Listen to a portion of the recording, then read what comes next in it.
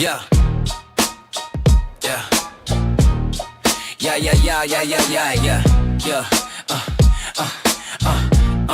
Shake it, but keep pointing out all the lies. Putting the scripture right in your eyes. The Bible guy. He reads Hebrew and Greek and shows you that your book's not unique. The Bible guy. He turns through the pages until every Christian rages. The Bible guy. Watch one time and you're hooked. Now let's watch why the Christians get cooked. The Bible guy. Howdy, howdy, y'all. Bible Guy here, coming at you live from Northeast Texas. Today is Wednesday, August 26th. And we already got someone ready to come up. So let me just get them pulled on up here. Master Debater 24/7. Master Debater, are you at least 18 years old? Yes, sir. And what pronouns do you go by? He, him. And are you a Christian? Ex-Christian. Ex-Christian. What religion do you currently belong to? None. Oh, okay. Well, we're only accepting opposition right now. But hey, thank you for calling in. Yes, sir. Alrighty then. Everyone, make sure you're tapping that screen. Share the live with those you love, with those you hate, with your friends and with your enemies. Let's get the word out there so we can have some interesting conversations. If you're on YouTube and you'd like to call in your opposition, you can make sure to call in the show at tinyurl.com/BG Show Discord. We got here Tino Sams. Tino. Hey, oh, what is this about? What is this about? Are you at least 18?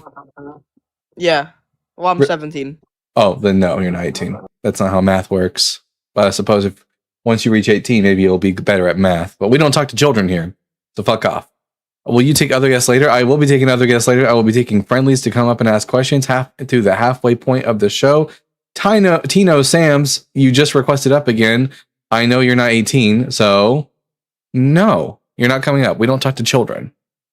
Maybe you're used to Christians allowing you up on their panels, even though you're a minor, because, Christian men don't mind talking to minors. But on this channel, we don't do that shit. Not here. All right. Anyways,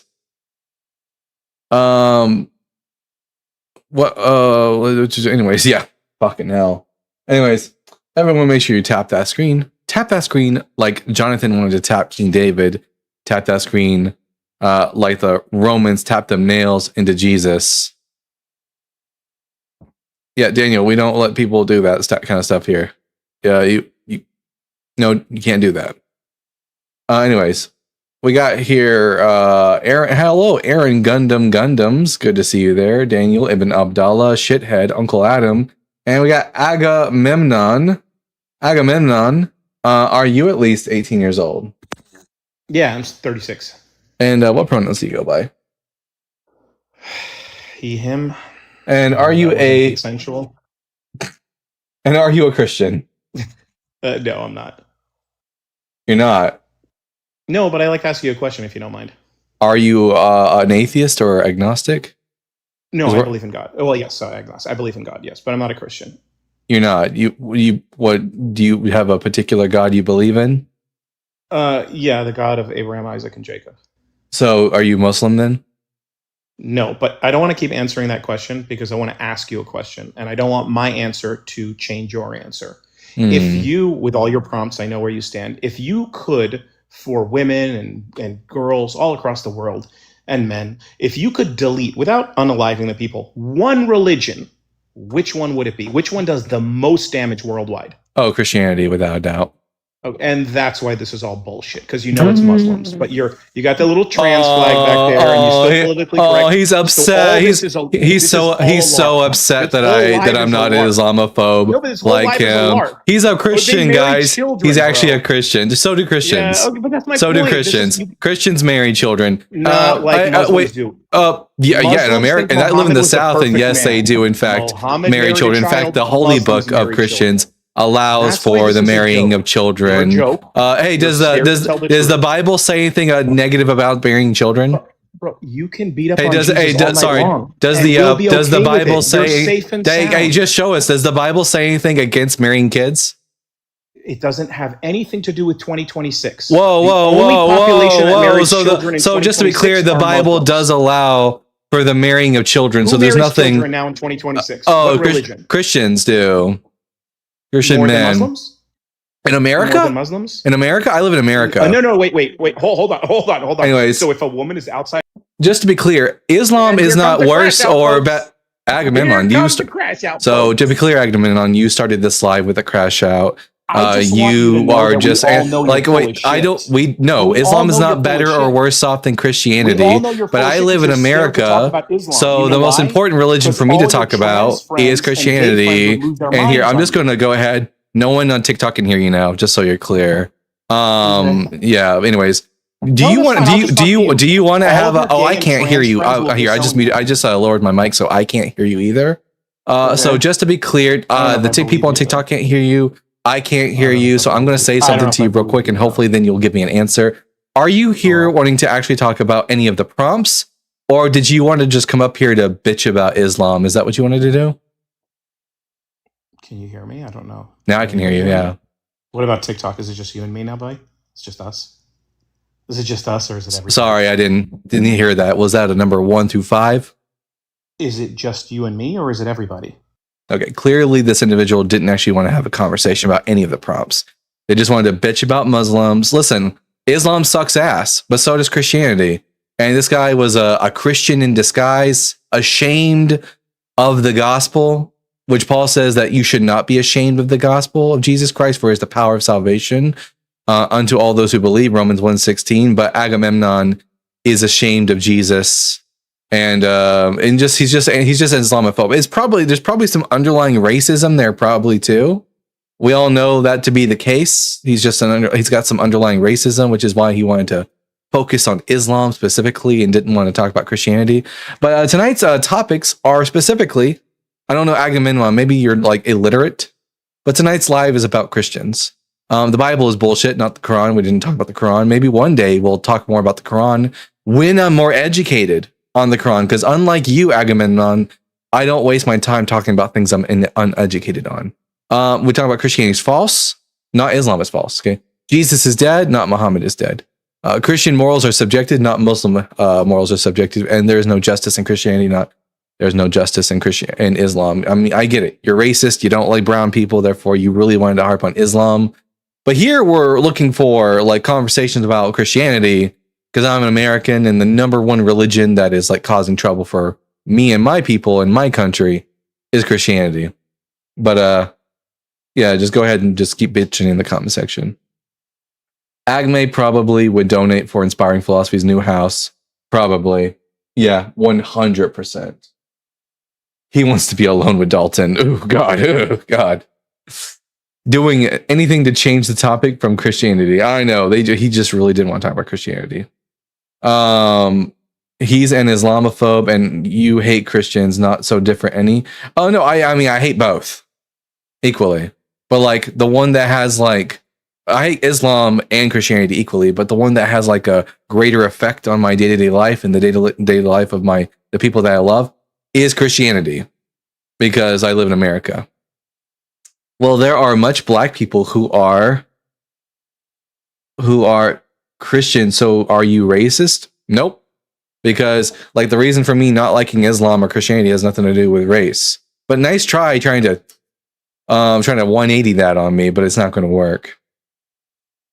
Anyways, I'll be the first to shout justice for Aisha when a Muslim is up, but it's always funny when they attack each other. I know. If you really want to hear good rebuttals against Islam, ask a Christian. Want to find good rebuttals against Christianity? Ask a Muslim. They are always at each other's throats. Dumbest argument I've heard today. Congrats. Yep, precisely. Republic of Odom. But something tells me that Zum here isn't actually going to, probably a Christian. They aren't going to actually come up and defend the Christian faith because, you know, they can't. They don't know how. Mostly because there isn't any good arguments for the Christian faith.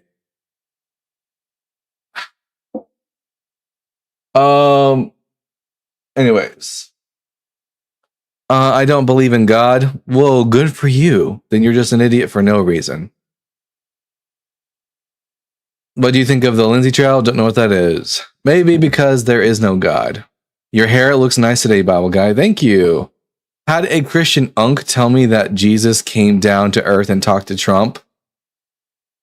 Well, that's a special brand of right there.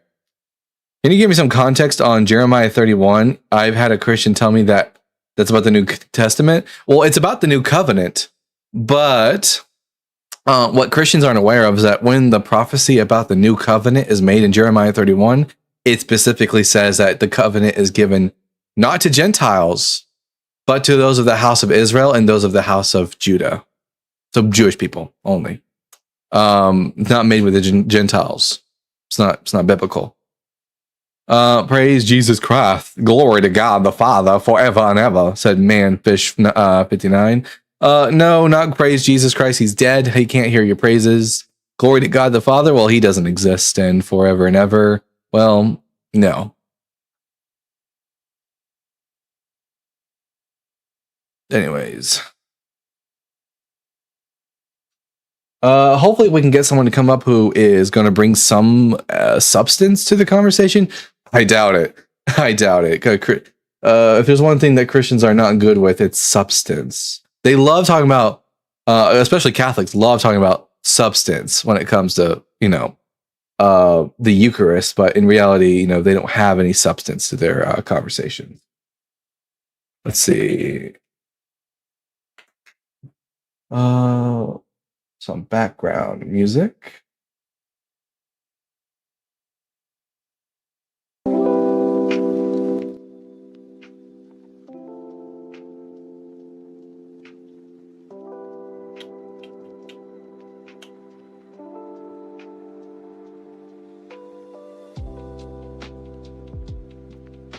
Samuel first, I think you meant Carnage. I think you meant 1 Samuel 15:3. One of the abhorrent passages where God has innocent people killed. As per usual with Yahweh, he really loves murdering innocent people. It's kind of his get-go.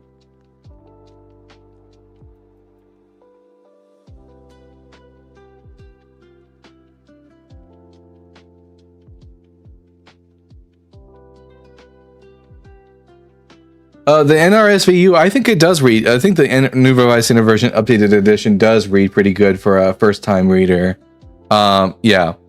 Yo, bro, why you stopped answering my questions? Here, watch this. I'll do you one better. All right, we're gonna bring up our next guest for today's live. We got here Catholic traditionalist.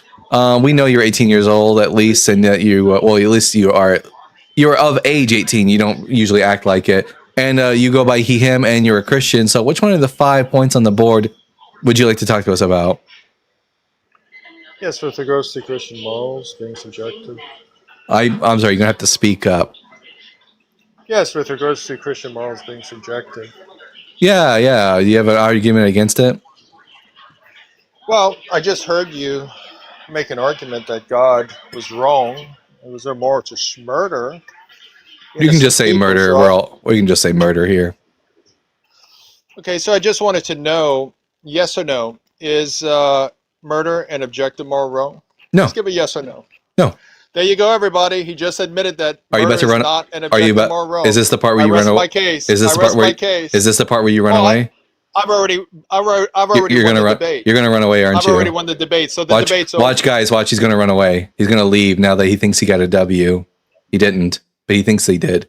Oh, I called it. I'm a prophet. He thought he got a W. He made himself look silly, and then he ran away because he's he's one of the most. Which is why I said, by the way, guys, that he is at least 18 years old, but he doesn't act like it. Like, he acts like a child. He thought that was a W, but he just made himself look silly. Bro runs from sticks on the daily. I believe it. Bro runs from everybody. All right. We got Wagwan here. Wagwan, are you at least 18 years old? Yes, I'm 19, born 2007. My birthday, August 31st. All right, job. And what pronouns do you go by? I'm he, him. And are you a Christian? Used to be. All right. Oh wait, sorry. One of the Jesus and whatnot's like children who follow him are Yeah. commenting, so I gotta mute them real But can I quick. ask you a question? Well, Like, also, what'd you say? Are you a Christian? Did you say yes or no? I used to, not anymore. Not anymore. Are you Nope, some sort don't of do it. God believer? Agnostic, I guess. All right, but we're only taking opposition right now. Oh, okay, my bad. But can I ask you like a really simple question though? If Well, you don't mind. well, I can't do that right now because it's unfair if I let you ask your question. I don't let other people ask their questions. So you're more than welcome to call in at the halfway point of the show. We're having a 3-hour show, but at the halfway point, we let friendlies come up and ask questions. But Okay. I have to be fair. All right, Okay, now you know it's understandable. Have a really good stream then. you too. All right, we got Jaya. Zoom, I'm not bringing you up. You're an atheist. You're not opposition. So, anyways, Jaya, are you at least 18 years old? Yes. And what pronouns do you go by? He, him. And are you a Christian? Yes. Alrighty then. I'm Dalton, the Bible guy. Which one of the 5 points on the board would you like to discuss with us? The Could you not do that? second one. The second one. The second one, Christianity is false. Yeah, the reason I think Christianity is false is because the central claim of Christianity is that Jesus is the Messiah, the Christ, and yet he didn't fulfill any prophecies about the Messiah from the Old Testament. Right. Okay, so... I just don't know, to be fair. Can we debate the first one?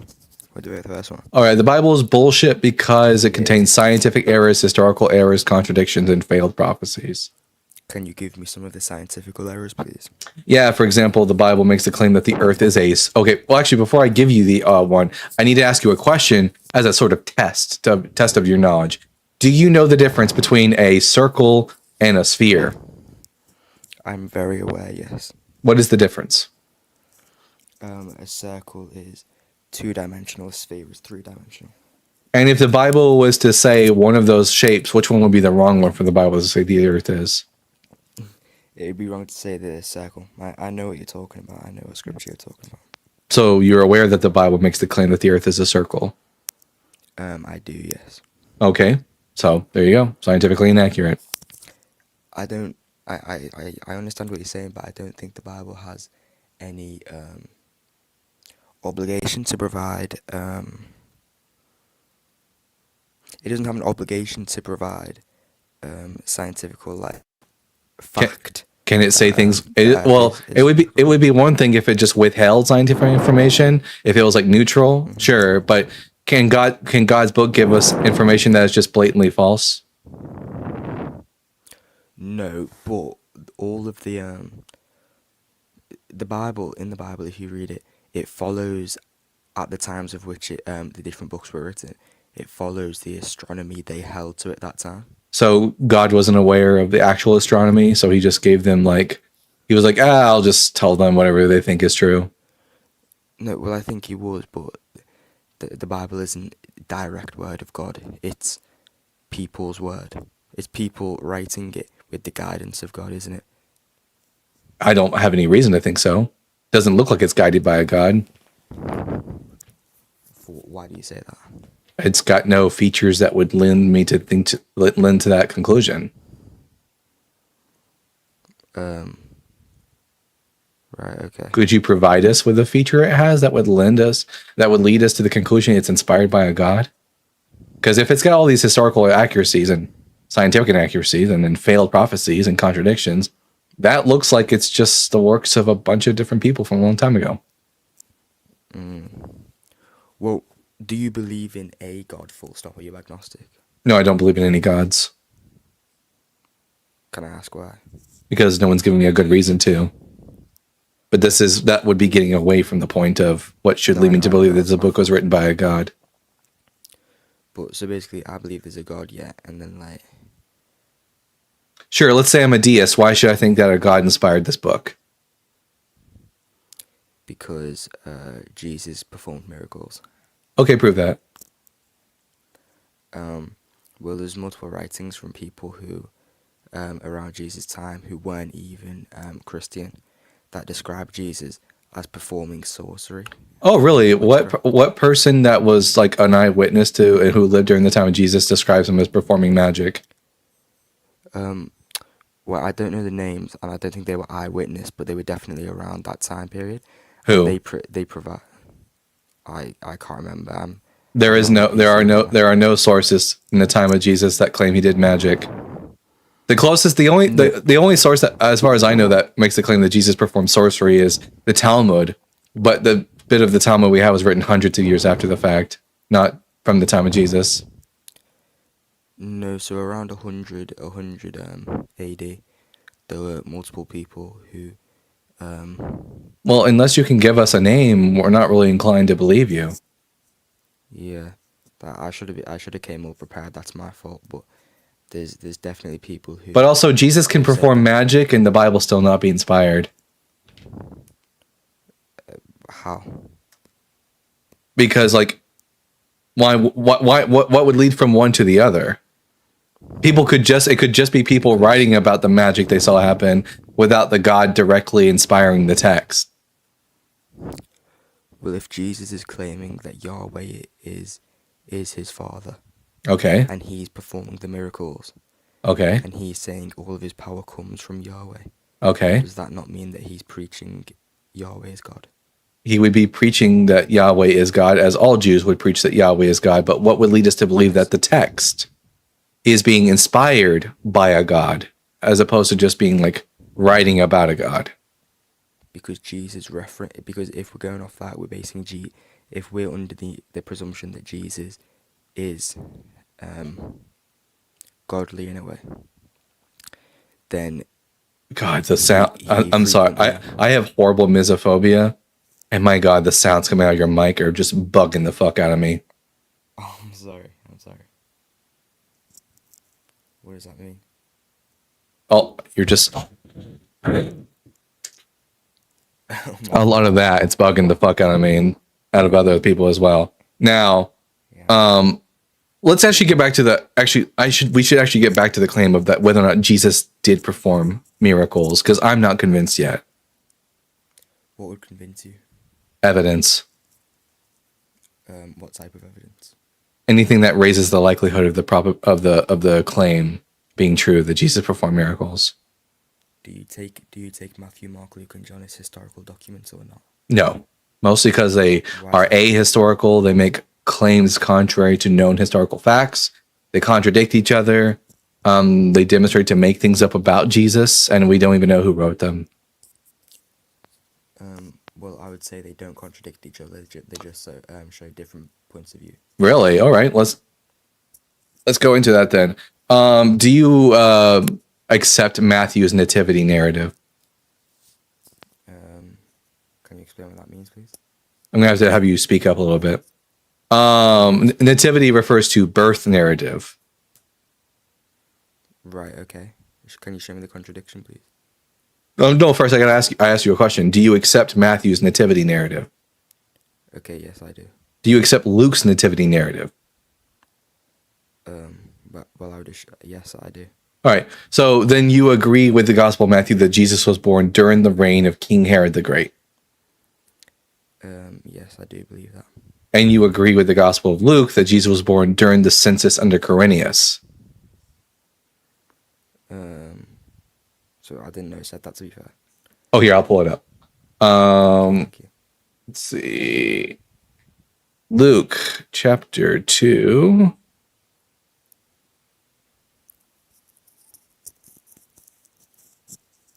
There we go. Well, let me make that a little bit smaller. All right, Luke chapter 2. This is about the birth of Jesus. In those days, the decree went out from Caesar Augustus that all the world should be registered. This was the first registration and was taken while Quirinius was governor of Syria. All went to their own towns to be registered. Joseph also went from the town of Nazareth in Galilee to Judea, to the city of Bethlehem of David called Bethlehem. Because he was descended from the house of family of David, he went to be registered with Mary, to whom he was engaged, who was expecting a child. So do you agree with the Gospel of Luke that Jesus was born during the reign of Quirinius? Yes. All right. Well, here's the problem. Quirinius didn't become governor of Syria until after Herod was dead. How can Jesus be born under the rule of both people? I don't actually know, to be fair. That's a good point. Yeah.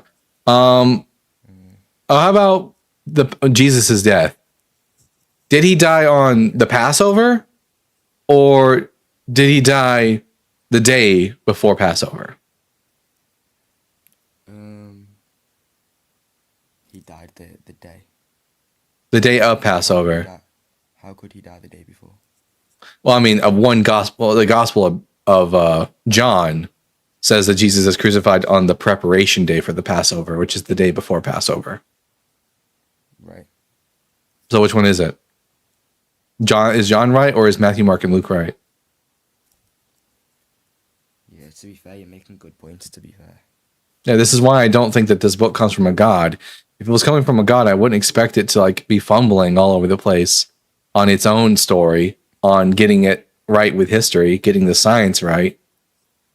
So, looks like this book is bullshit. No, I actually didn't think about that. Yeah, to be fair, that's quite smart.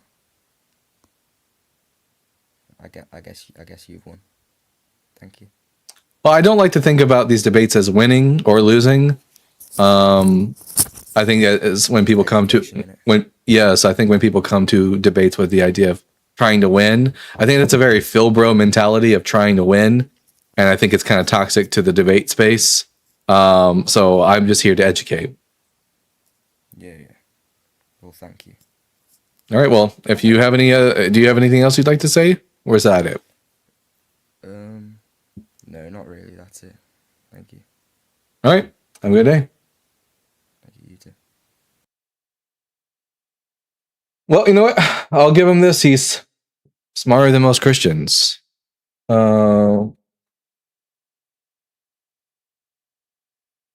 right.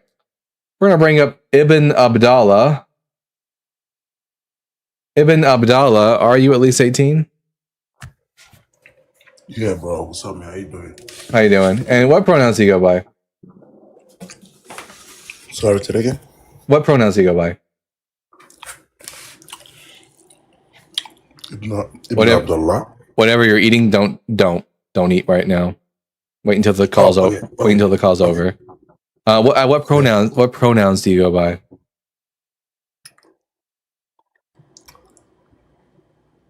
What pronouns? Yeah, what pronouns? Do you go by he and him, she and her, or they and them? I don't understand. Whatever you're doing with your mouth, stop doing that. Okay, so like for example, if someone were to refer to you in the third person, would they go, he came up to talk to the Bible guy, she came up to talk to the Bible guy, or they came up to talk to the Bible guy?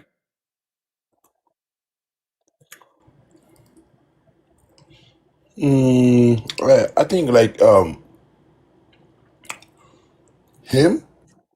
Him, okay. Again, stop with the lip smacking thing, please. I cannot take that. All right. Okay, I'm sorry. I didn't mean to. I'm sorry. And are you a Christian? No, I am not. What are you? I am a Muslim.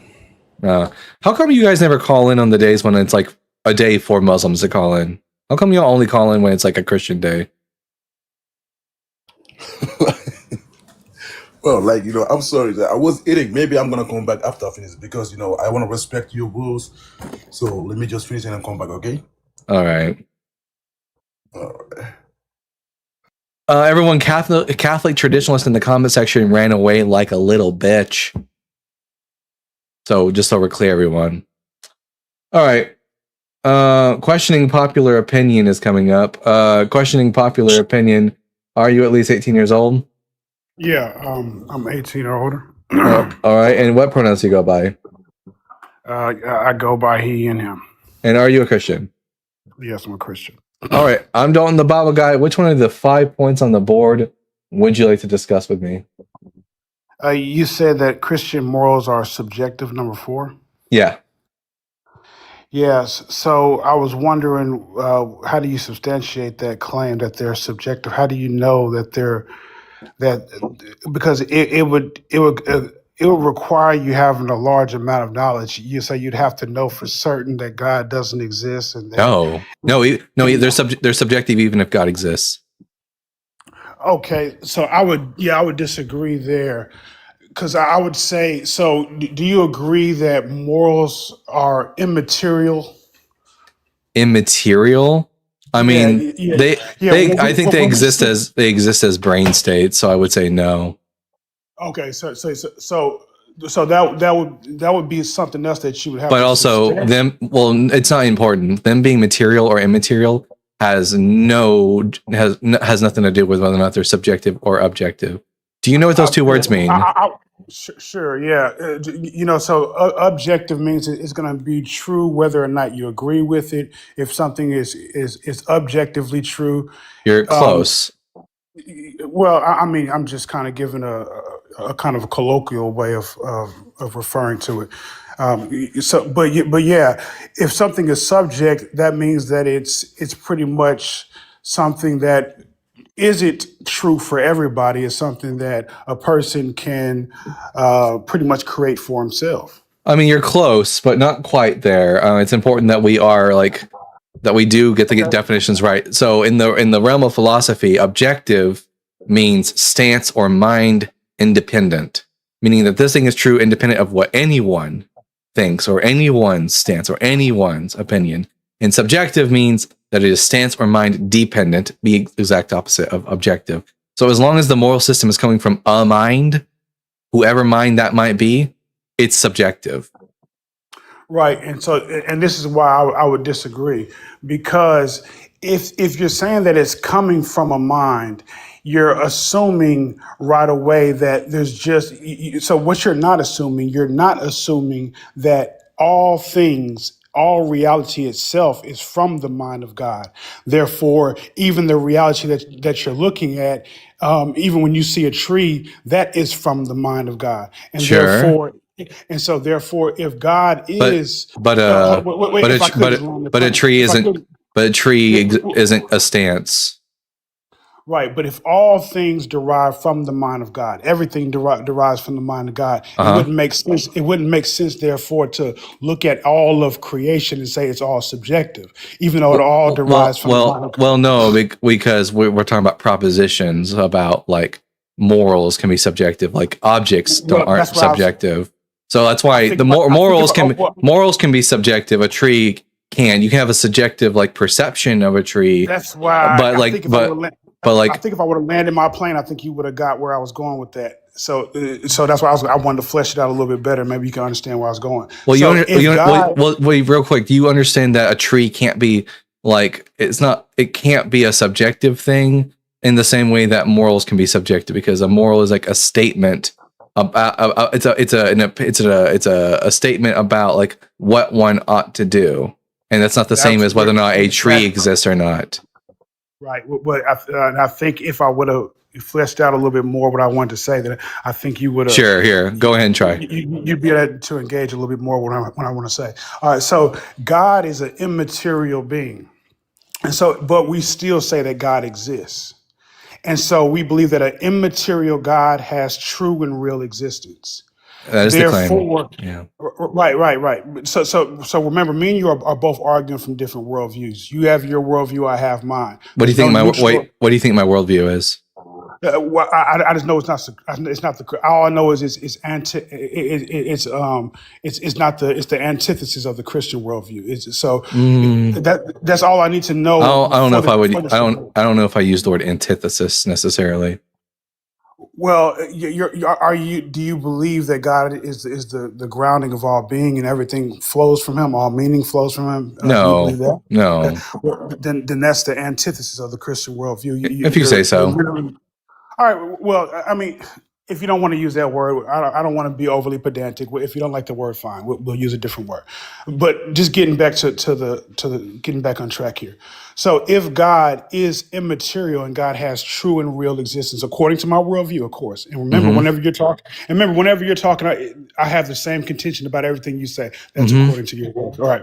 So if God has true existence and he is immaterial, then that means immaterial things can exist. They can have real, true ontology and being.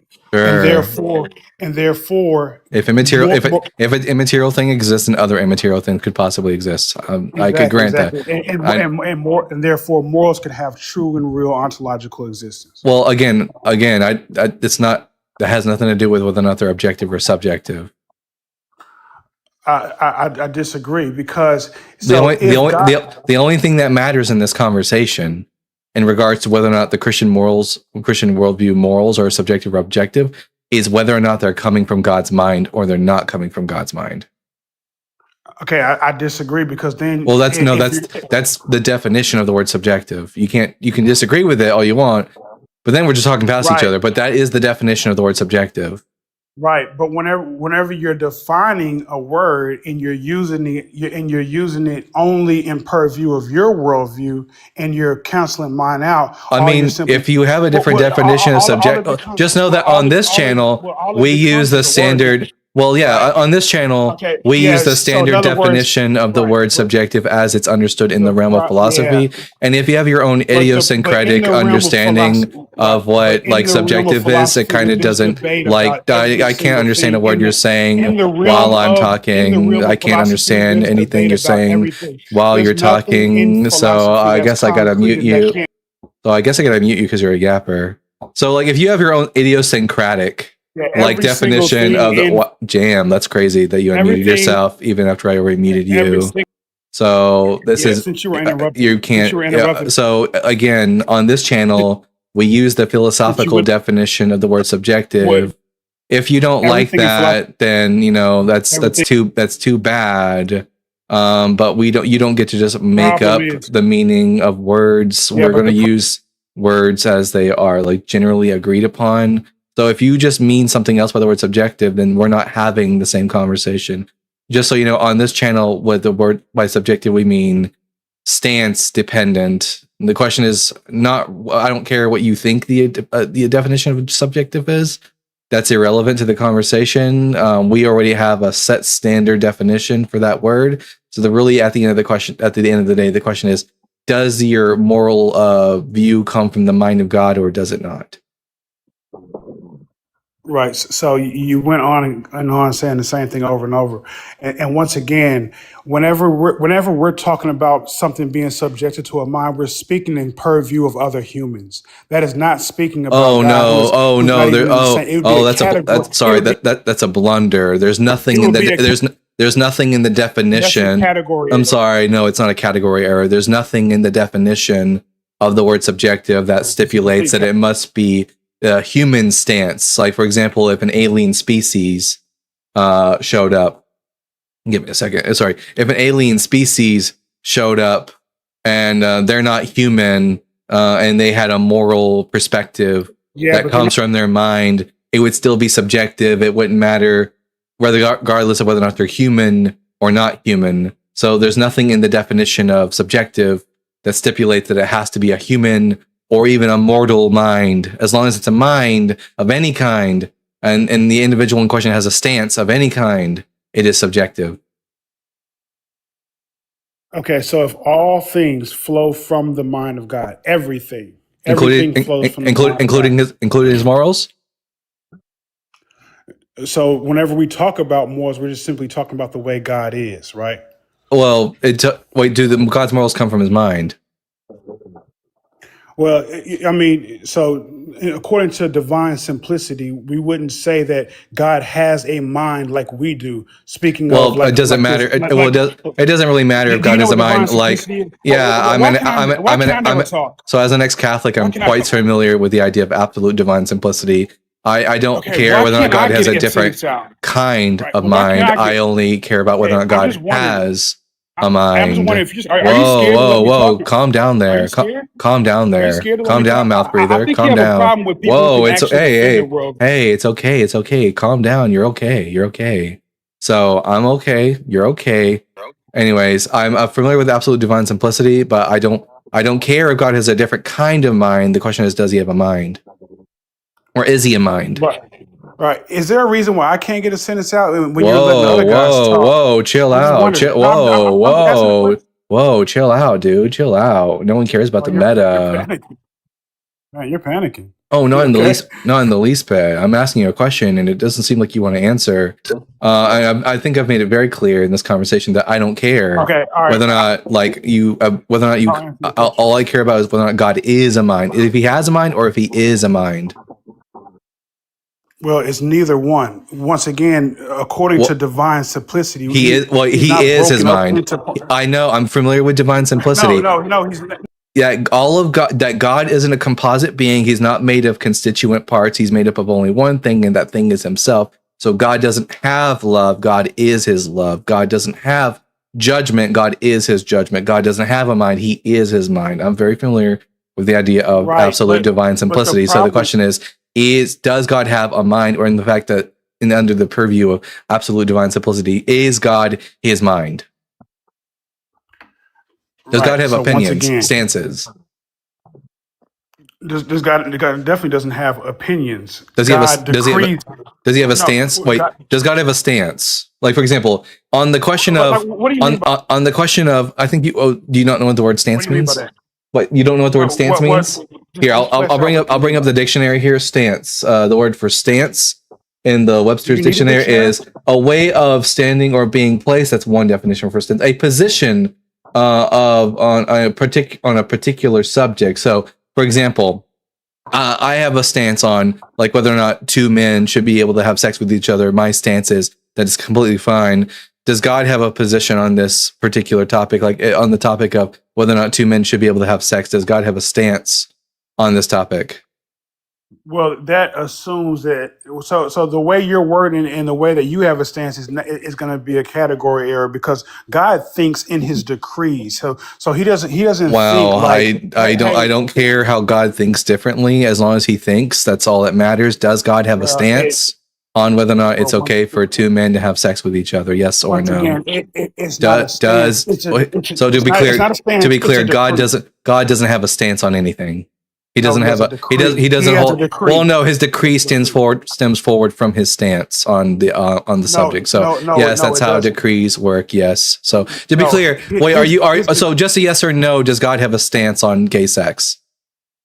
he has a decree Does on God? Yeah, yes or no? Yes or no? Yeah. Thank I you for the just cowboy told you. hat. Well, that wasn't. I'm told you. sorry. That wasn't. No. No. He Okay. has a decree. Oh, to be clear, God does not have a stance on gay sex. I love to hear No, that. he has a decree. Fantastic. He has a decree. Yeah, but that decree seems to just pop out of nowhere for some reason. It doesn't come from a stance, which is very strange, and I don't think you're going to be able to substantiate that. And to be clear, Right. Well, the God of the Bible doesn't have the qualities that you're describing. You're struggling here. Oh no, I'm not struggling at all. Yeah, sure you are. You're quite low tier. That you're not. I'm not struggling at all. Well, it's fine. I can catch you up to speed if you'd like. Oh, you But don't need to have catch me up but on speed or anything. I'm quite familiar with the concept of absolute divine simplicity, as I'm an you're very ex-Catholic, prideful. an well, it's not Thomas. I'm just familiar with what knowledge I do have. Right. You're very prideful, but you don't understand. Oh no, anything. this has nothing to do with pride. It's just that I'm an ex-Catholic and I'm an ex-Thomist, and I do understand the concept of absolute divine simplicity. So when you try to explain it to me, I don't need you to explain to me. It would be like explaining to a high schooler what 2 + 2 is.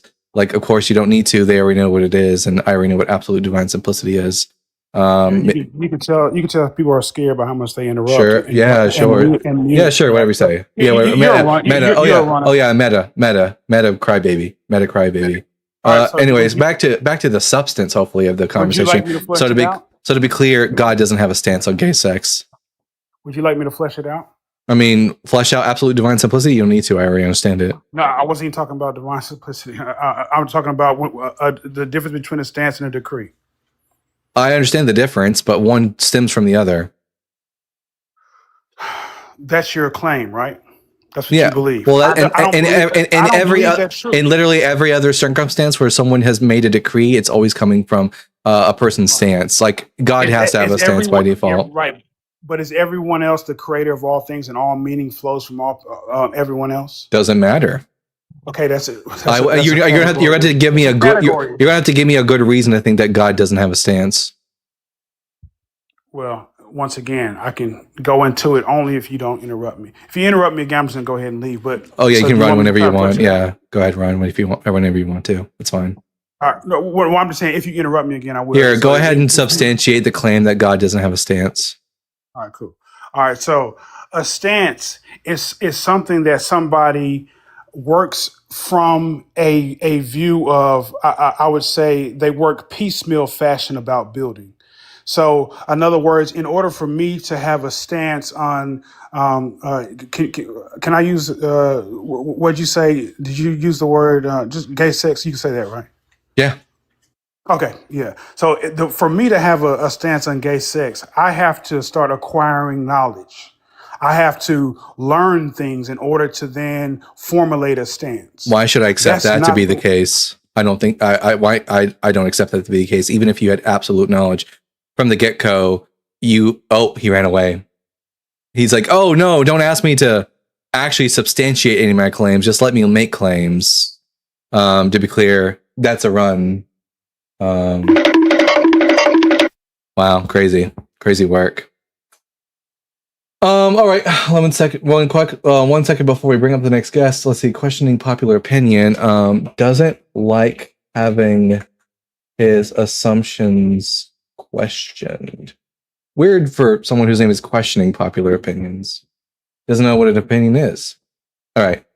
We got here J Fame coming up. J Fame, are you at least 18 years old? I'm 31 years old. And what pronouns do you go by? You said, excuse me? What pronouns do you go by? What pronouns I go by? Yeah.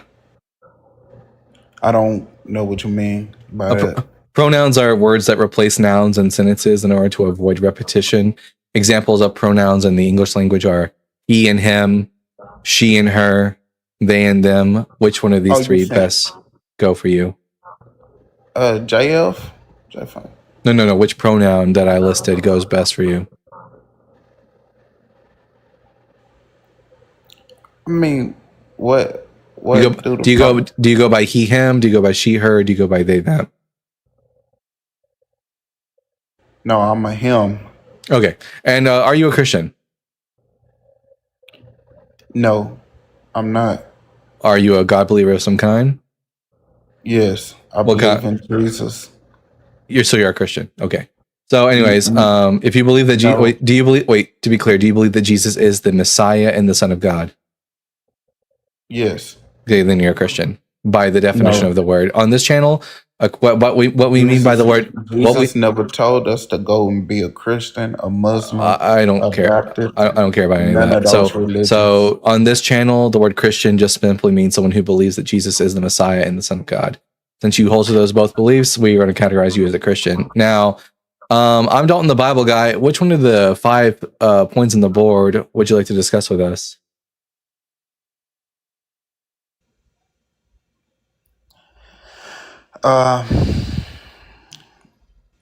Why do you say number 3 that Jesus is dead?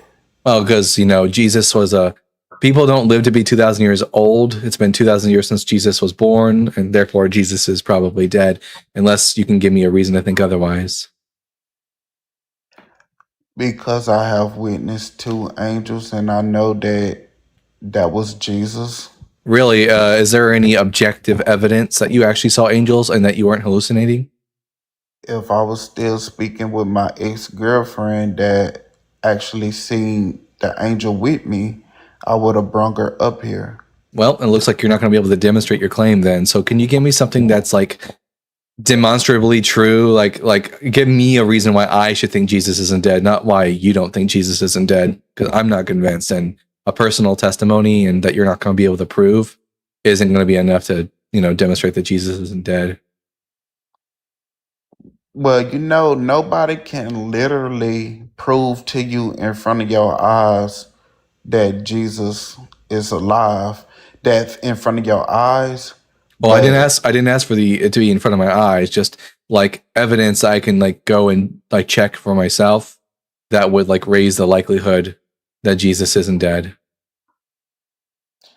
okay, evidence for yourself that you can check is a real documentary on YouTube, The Proof of Jesus' Existence. And what is the proof that they give? They give like they got samples, like they have samples of his blood that healed people. Oh, like hell they Uh, do. Like hell they do. What is the evidence for that? yeah, they have evidence Who's like who's real they? documentary. Who's they? Who has access? Who has access to this magic blood? Like scientific people that Name have name studied. them. Name them.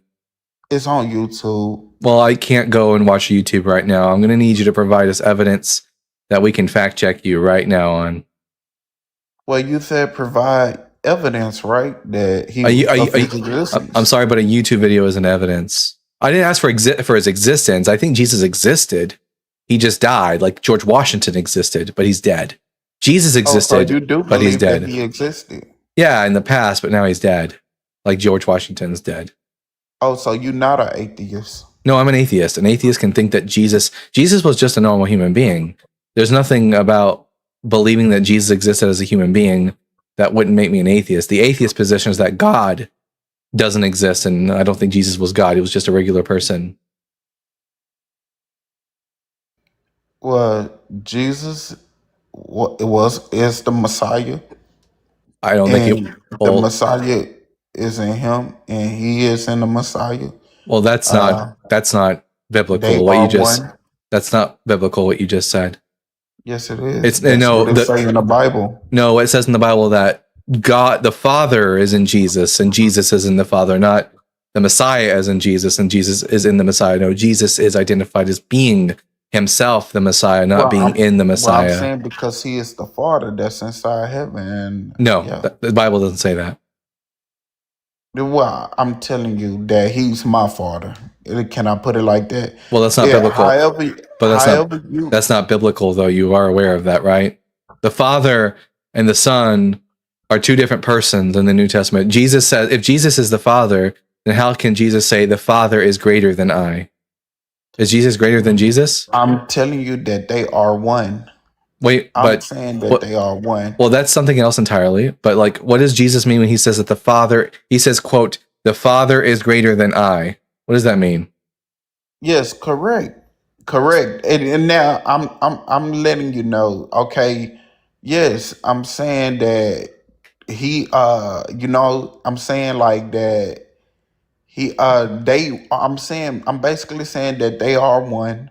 Okay, let me get this I'm right. saying Here, I'm gonna write this I'm down. saying that they We're gonna- are like two Wait, different people. wait a minute. They are two So different like Jesus is the Father. That's your first statement, right? I say he's my father. No, is he the Father? Well, that's not even in the No, Bible. he's not. That's that's also not in the Bible. According to the Bible, Christians are the brothers and sisters He's of not the Jesus. creator. Wait, Listen, J-Fame, so you listen, have to erase that. J-Fame. The Bible says that that Christians are the brothers and sisters of Jesus, not that Jesus is the brother of Christians. He's not the father of Christians. That's not biblical. Okay, that's what I'm trying to tell you. So he's not your father. He would be your brother as far as the religion's concerned. He's my father because he died for me. That doesn't how does him dying for you make him your daddy? That doesn't follow. He's my father. He died for me. And That's what I'm gonna believe. Jay, that's not biblical. Well, it's on the Bible. Well, I don't care. He's my father. So you're just making stuff up about He Jesus. died for me. So that doesn't make that what if so okay, so if I go into war, me and my friend Joe, we go to war together. And then my friend Joe, he jumps in front of a bullet and he dies for me. Does Jay become my father?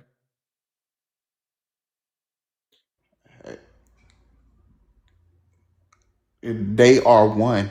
Well, no, I didn't ask. Him and Well, the Father that's is one. that's a So separate therefore, that's he is my Father. that's a separate thing. That's a separate thing. When Jesus says, "I and the Father are one," he's not saying he is the Father. He also says later on in the same gospel, the Gospel of John, that he wishes all the believers would be one with one another. So it has nothing to do with being the same person. It just means being united in a single goal and purpose together. It doesn't mean that Jesus is the Father and the Father is Jesus. So the question again is, if I go to war with my friend Joe and Joe dies for me, does Joe become my father?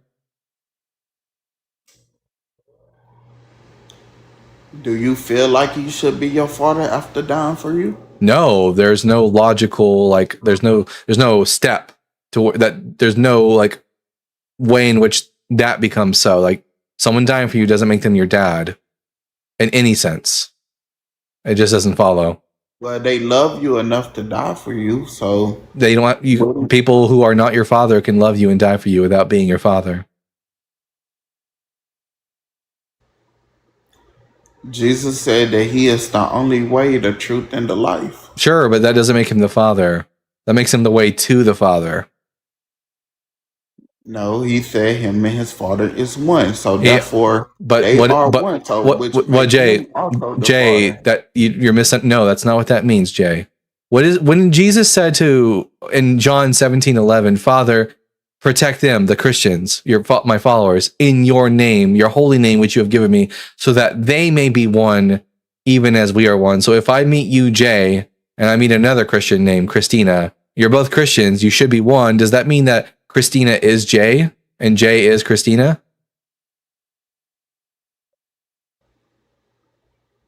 He said they are one. Yeah, so are you Christina now? If I date a Christian I never girl, said if I, that if I was one. well, I no, never said that I was one with Christina. well, no, Jesus said that. Jesus said that all Christians are to be one.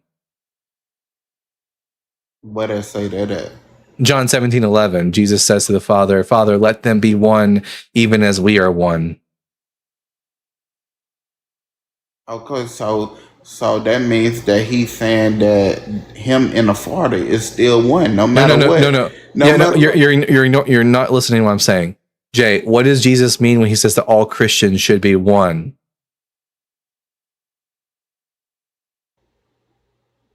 that we shall all be one. That we shall all So be one. if I date a Christian, her name's Christina, am I dating you, Jay? No. But like it says all Christians are one, and under it seems you think that if someone's one with someone else, that means that they're the same person. But like if you and Christina are one as brothers and sisters in Christ, then by that same like logic, I should be like when I date Christina, I should be dating you because y'all are supposed to be one as Okay, Christians. so listen. Okay, so why is we talking about this one thing? What about I want to ask Okay, you. we're gonna pivot. All right. I want to. I want to ask you. Oh, why you don't believe in God? Because I repeatedly get people come up here and they never give me good reasons to believe in God, and they show that I don't know, religion has some sort of detrimental effect on the human brain. Okay, can I give you a good reason to believe in God? Yeah, you can try. Are you alive right now? I am alive right now.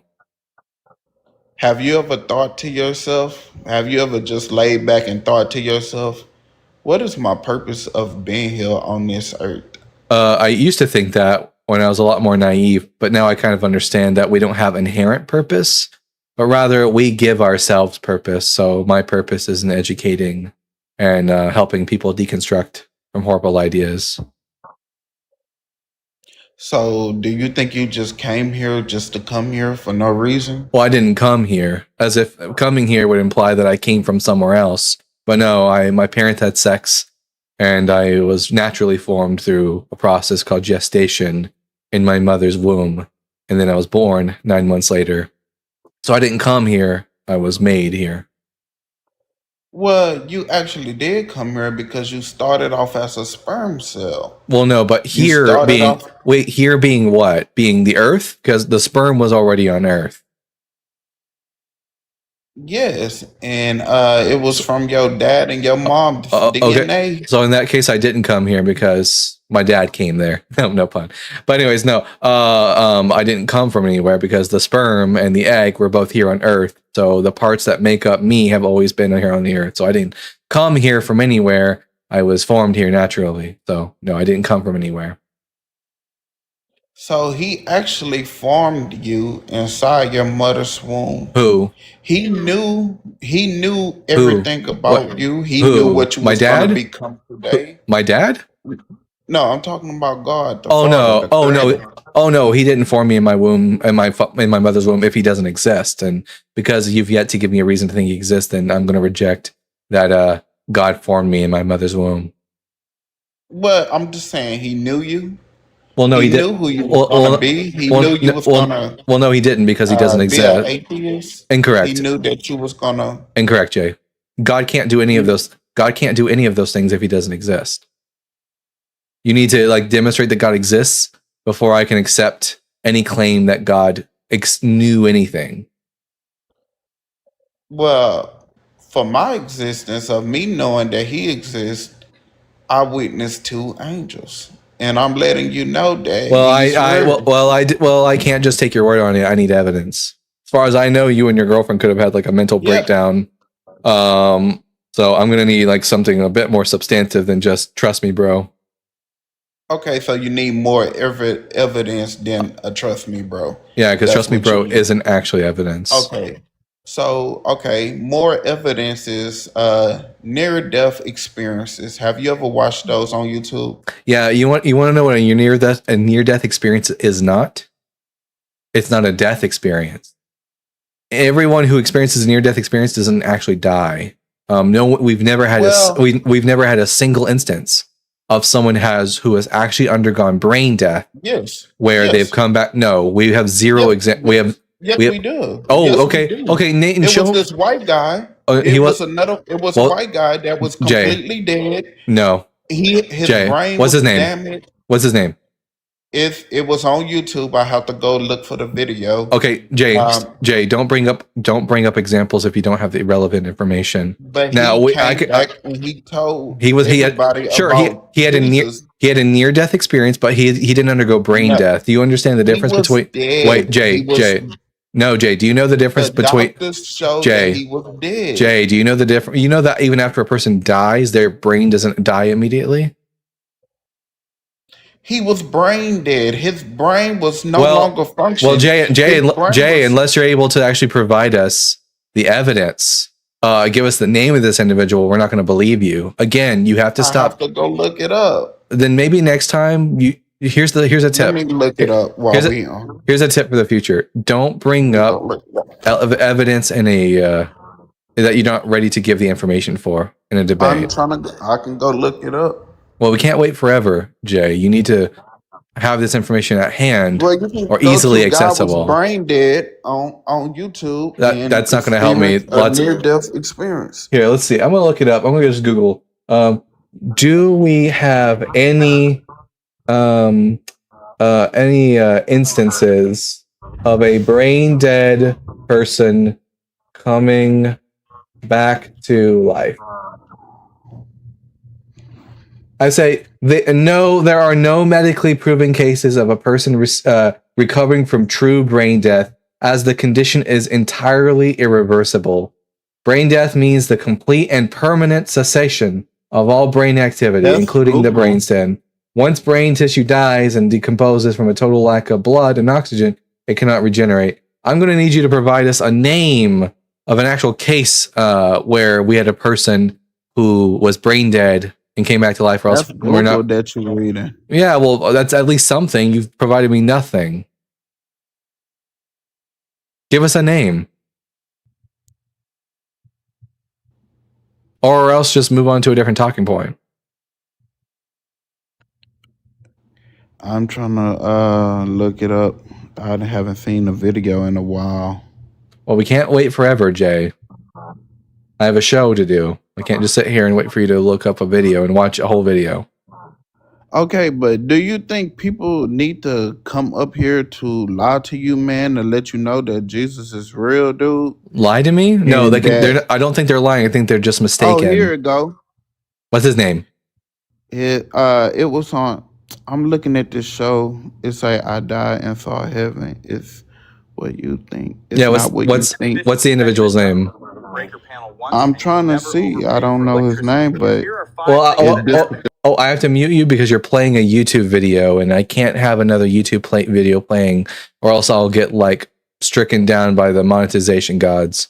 So I'm gonna need you to. I'm gonna give you like 3 minutes and only 3 minutes to find us the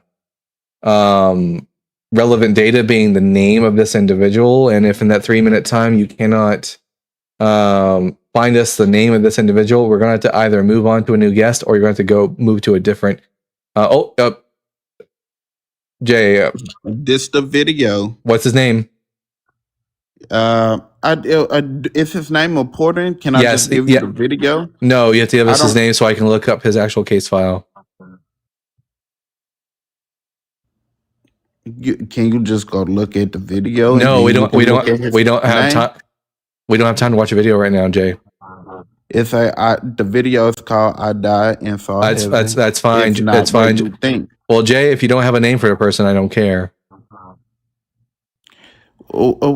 I mean, what's wrong with you? Why you have to be so rebellious? And I'm not rebellious, Jay. I just have a standard of evidence that you're not capable of meeting. That's not rebellion.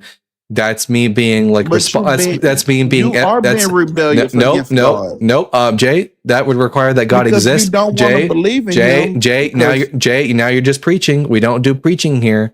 I'm not rebellious. Okay. I'm epistemically responsible. If I don't have good reasons to think that something exists, I don't believe it. And just saying, look at the video isn't a good argument in favor of an afterlife. You need to give me the name of this individual so I can check whether or not they just nearly had a near-death experience or whether or not they had brain death, because those are not the same thing. Can you look up this scripture? I know the Bible. I've read the Bible already. What do you think? What scripture do you think is going to be relevant? What do you think scripture is going to change my mind? Corinthians 6, 9, and 10. 1 Corinthians or 2 Corinthians? The passage the passage about all the people who have no place in the world to come. Well, guess what? That's only relevant if the afterlife exists. No, that's not. No. Yes. That's not it. Yes. That's not. That's the one about how like gay, like the one about how gay people don't have. The one about how gay people don't have can't go to heaven. Oh yeah, you're correct. Yeah. So what does that have to do with anything, Jay? That was a pivot. That doesn't prove anything. That just proves that your Bible is homophobic as fuck. Well, you supporting the rainbow community. You absolutely goddamn right I do, because you can't because you can't give me any reason not to, other than my Bible says not to. Exactly what. Wow. So you know a lot. Jay, you know some things in the Bible, right? I'm the Bible guy. The reason I'm an atheist today is because I read the Bible and I know the Bible better than most Christians do. Yeah. So you should not be homophobic, or you should not I agree. You should. You know what? No, you shouldn't be homophobic. You shouldn't be anti-gay. You should support the LGBT community. You can't. Well, I'm just saying you should not be a homosexual. Give me a good reason to not be homosexual. I'm not homosexual first and foremost. I'm straight. But let's say I was. Give me a good reason why I shouldn't be homosexual. That isn't just the Bible says so. I know that you are. I'm not, Jay. You're objectively wrong. Well, you support the rainbow community. Jay, I think you're gay. Now what? Well, you supporting the rainbow community. Jay, why are you a homosexual? I'm not a homosexual. Yes, you are, Jay. No, I'm not. Yes, you are. Because I'm saying I love women. So do I. So maybe I'm not homosexual then, right? I love women too. Crazy how that works. Maybe, Jay. Do you sleep with women? Yes. Do you? So you prefer a relationship with a woman? Yes, I've only ever had sex with women. Have you ever done anything with a man? Nope. Wow. Crazy how that I felt. think Crazy that that's a how lie. it's almost like you can support the LGBT community without being a member of it because like I'm not a bad But I person believe that's a lie. well you can say it all day and I can just like point it back at you, Jay. I think you're lying. I think you exclusively every night you go to a gay bar and you find just the biggest hairiest man and you just like gluck gluck gluck. You take all the glucks you possibly can. I think that's what you do in your spare time. You can't tell me I'm wrong, Jay. But it's bad to even support the No, wait. Then why do you do? rainbow Wait. community. Then why do you do it, Jay? Because if you know the No, Bible, wait, you Jay. will Jay. actually Jay. let If it's them know. Jay. If it's wrong to You will support. actually let Wait, them Jay. know If Jay. to turn back to Jay. If it's Jesus wrong to and not Jay. to. If it's wrong to support the rainbow community, why are you gay? Why are you gay? Why are you gay? You fall in the same category as. Oh, sorry, Jay. You were TikTok didn't like that. So sorry, Jay. Maybe next time you can not be an asshole to the LGBT community. Maybe next time you can come up. I think the reason you had to do that, Jay, as soon as you realize, oh shit, I don't have any evidence for my position, you just had to start being an asshole to the LGBT community and being a homophobe. I think you might just have some things you might need to work through, Jay. Anyways, let me write down over here in my notes. 1 second. J Fame can't defend his position. Super homophobic. Yeah. Hashtag secretly gay. Host, your hair grows so fast. Don't I know it? All right. We're gonna bring up Luch Slaps. Luch Slaps, are you at least 18 years old? Hello, and yes, I am. And what pronouns do you go by? He, him is fine. And are you a Christian? I'm not, but I hope it's okay that I'm here, just trying to play devil's advocate or maybe God's advocate in this case. Sorry, we're not. We're only taking opposition at the moment. No friendlies. But hey, you're Okay, I am Christian. You're more than. Well, no, you're not. Don't lie to me. Yes, I am. Okay. So Burt Macklin is coming up. It's not going to help your position if you just lie to me. You told me you weren't a Christian already, so we don't care about devil's advocate. You can call in the show as a friendly in the next 15 minutes when we're at the halfway point of the show. All right, Burt Macklin, are you at least 18 years old? Yep, 33. And what pronouns do you go by?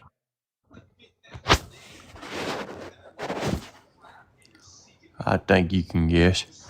Well, we don't do that here. So go ahead and just tell us so we can hurry up and get to the conversation. Burt. Burt is a proper noun. It's not a pronoun. So try again. Well, I would just like it if you, because I'm still confused on that whole thing. I just. Oh, okay. Well, that'll just help you out there. Pronouns are words that replace nouns in sentences in order to avoid repetition. Examples of pronouns would be like he and him, she and her, they and them. So hopefully that clears up the confusion. Which one of the pronouns do you go by? Yeah, you can just call me whatever. Sorry, Bert, we don't do that here. Everyone has to tell us what their pronouns are, and no one gets a pass on that. So, Bert, what pronouns do you go by? I just don't see the importance of it. Well, I just want to have a nice debate. Well, luckily for you seeing the importance of it doesn't matter for the question. So, what pronouns do you go by? For now, I want to go by he, they. He, they. With you. Well, you only get to go by one. I guess you can go by he. That's fine. So, Bert, are you a Christian? Yes, I am. All right, Bert. Which one of the 5 points on the board would you like to talk to me about? I just think that I did you used to be a Christian? Yep. What happened? I read the Bible. And what happened to you? I became an atheist. Well, look, man, I want to ask you a couple questions. I can see that. What is shit? What do you think happens when we die? Probably the same thing that happened to us before we were born or before we were conceived. Have you ever faced true adversity in your life? Oh yeah. Yeah. Every day I talk to the dumbest fucking people on the planet, and I have to try to get through these conversations, and it's true adversity. Yeah. I can understand if I had to do that, I'd probably be just where you are too. Pissed. More Pissed and annoyed, unhappy. more annoyed than anything. But anyways, do you have anything of substance to bring to this conversation? Well, I'm just I'm applauding you because if I was in your shoes having to talk to dummies, I'd probably feel the same way, to be honest with you. But anyway, well, how long were you a Christian? All my life, up until I was like for 20 plus years. Is your family still Christian? Yep. Now that we're not really doing 20 questions anymore. I'm going to have to ask you to pick one of the 5 topics on the board. I think that number 5 is false. There's no justice in Christianity? Okay, make an argument for there being justice in Christianity. How is there justice? You would have to be okay. Well, do you think why don't you just talk since you want to cut me off? How about you hold the floor and you talk? Okay, Cletus, chill out. Now, listen. Would you agree that in justice, innocent people shouldn't be killed? Yes. Okay. Is there ever innocent people in the Bible who get killed by God's decree? Well, you're not the one who invented justice, so you can't really say. I can. Like if a person didn't do a crime, objectively, we can tell that they didn't do a crime. Define innocence. As in having not everyone sins. not guilty of a crime. Everyone well, sins. I don't care if everyone sinned. Like for example, everyone sins every day. Well, if the punishment is like a punishment for like not being a virgin, but someone is a virgin, would that be unjust? Well, look, if everyone sins every single day, wow, Bert, it's crazy. Are you not going to let me talk? That's crazy. It's not an answer to my. Are you not going to let me talk? Wow, that's crazy. It's not an answer to what I said. No, I'm not going to let you talk if you don't answer my questions. I interrupt people when they don't answer my questions. So that's what makes you a lousy debater. Bert, sure, whatever you say, Bert. I don't care. I'm not taking debating advice from you.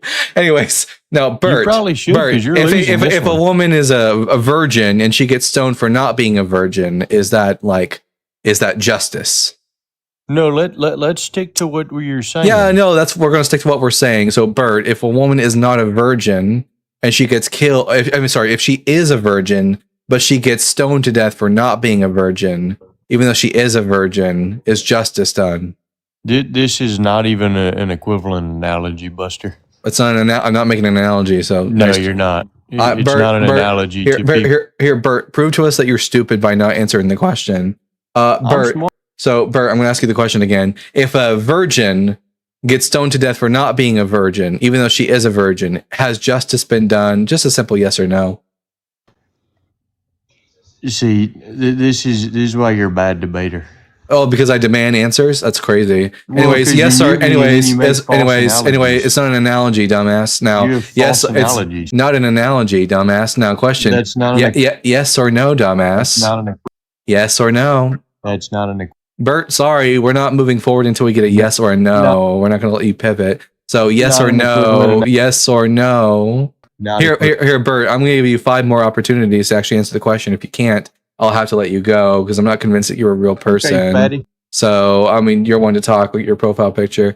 Now, Bert, yes or no?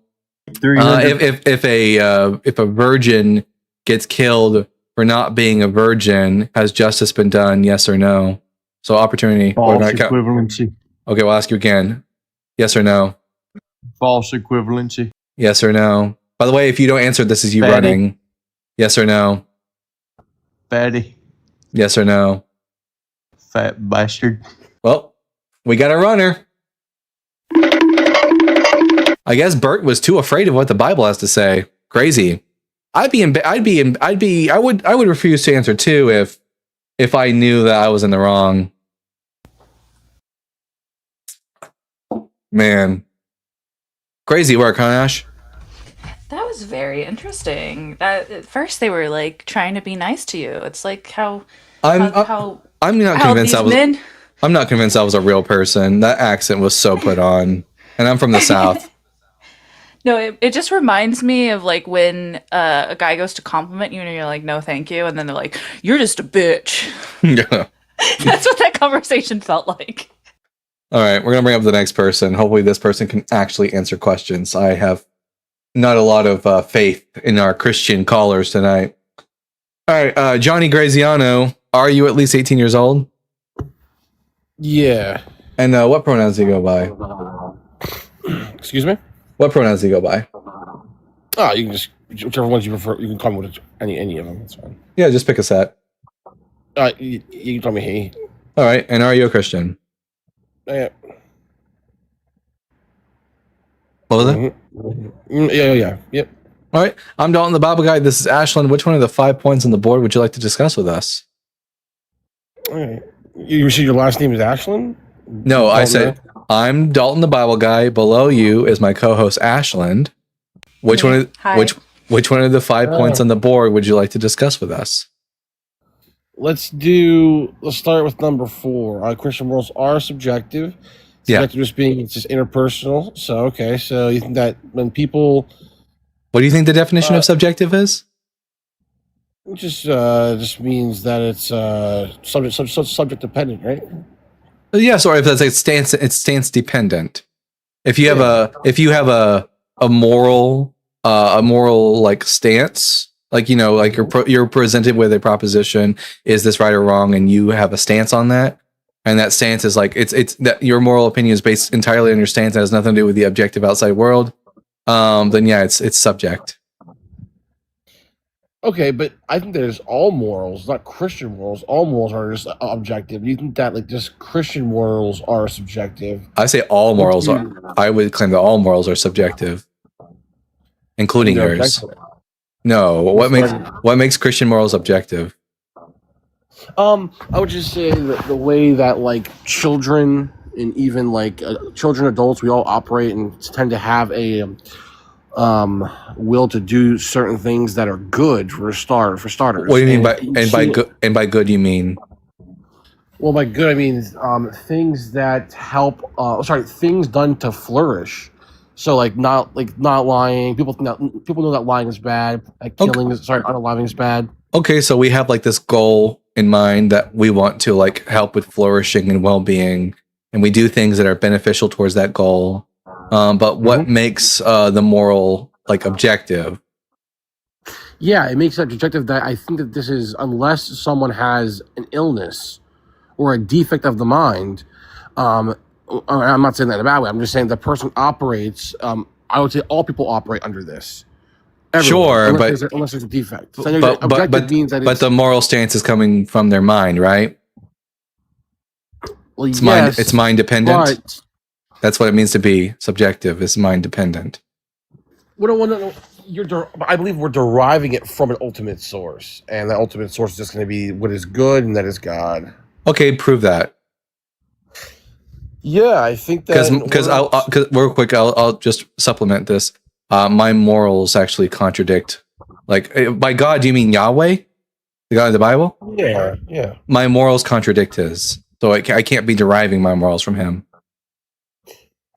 Which morals contradict his? Yeah, like for example, I think it's never acceptable to put innocent people to death ever, or to have innocent women raped. For example, I think it's never okay to have an innocent woman who didn't do anything have her raped. Okay, so this is right to the Old Testament, but we can argue that in a little bit. I guess it's fine. But we'll start with this. Okay, so your question to me was prove that the actual morals are coming from. The problem is proving it is that. Well, even if they come from God, they're still subjective. They're just they're God. It's God's stance. Like for example, let me be very clear. It's subjective in the sense that it's generated with the brain. It's a subjective actual position that's derived from an external source. Well, that external source is a mind, right? Being God.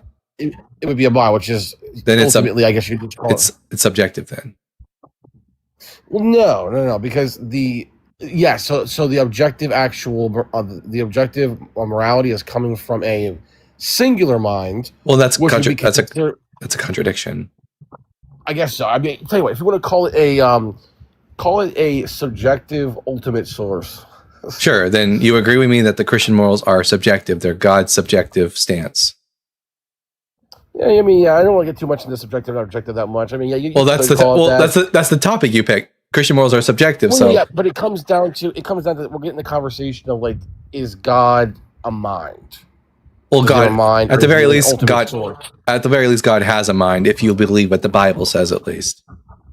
Right. And some people just argue that they wouldn't classify him as just being a mind. He's just an ultimate just being.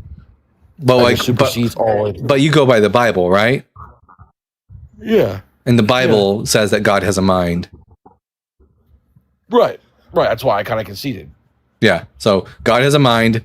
God has stances, and your morals are derived from God's stances. But because the morals are God's stance dependent, being God's stance, then they're subjective. Yeah, fair enough. So we agree that Christian morals are subjective.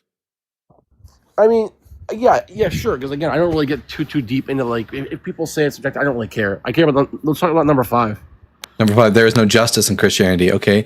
And justice, do you think innocent people are ever punished?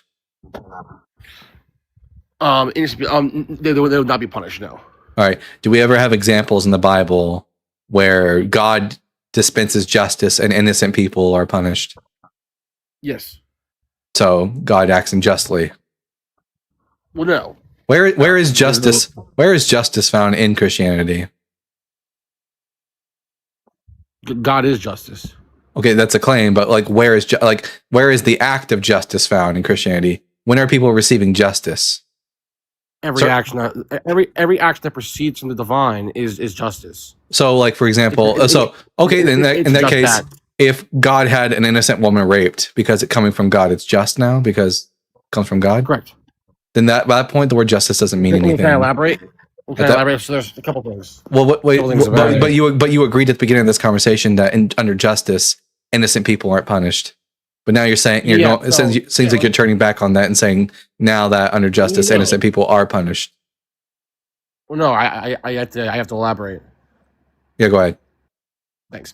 Yeah. So when I said yes, as an agent acting, my understanding and comprehension of justice in my worldview and the way that I see things and I understand things, I see that as being unjust. Correct. Now, is it possible? That's the question. That there is a mind, okay, that supersedes my understanding, that can be carrying out justice in a way that I perceive as it not being justice. Absolutely, that's God. No. At that point, the word justice doesn't mean anything. You might as well just say that God is dispensing flubbergabber, because we have a definition for justice, and in that definition, it includes that people receive the judgment that is due to them. In other words, that the guilty are punished for the crimes they commit, and the innocent are not punished for the crimes they don't commit. That's the definition of the word justice. If you just have an idiosyncratic definition of justice, and in that case, you might as well just say God is flubberjab. You might as well just say God is flubberjabber,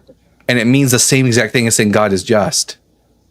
Dalton, does the Bible define justice in any sort of way? Strangely enough, that even in the Bible, God seems to be like a little bit like double-minded in that he says that it is an abomination for the innocent to be punished.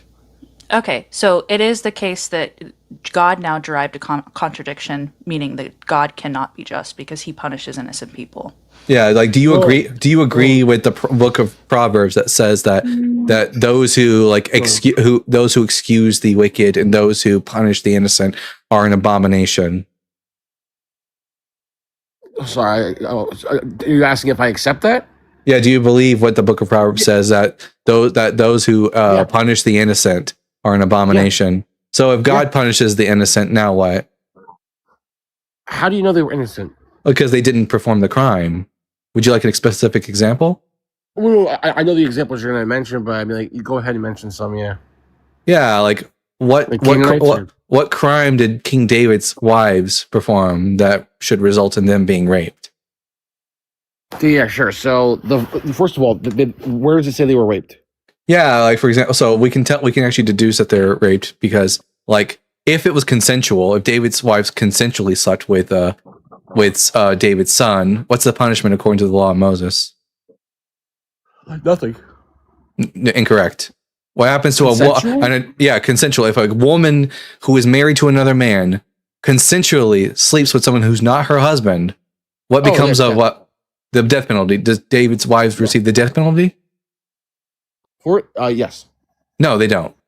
Wait. No, you asked me, did they receive it? No, so I'm half asleep. No, they didn't. No. Okay, so if a woman who commits adultery willingly and consensually receives the death penalty, but David's wives don't receive the death penalty, that would tell us that they were not consensual and that they were in fact raped.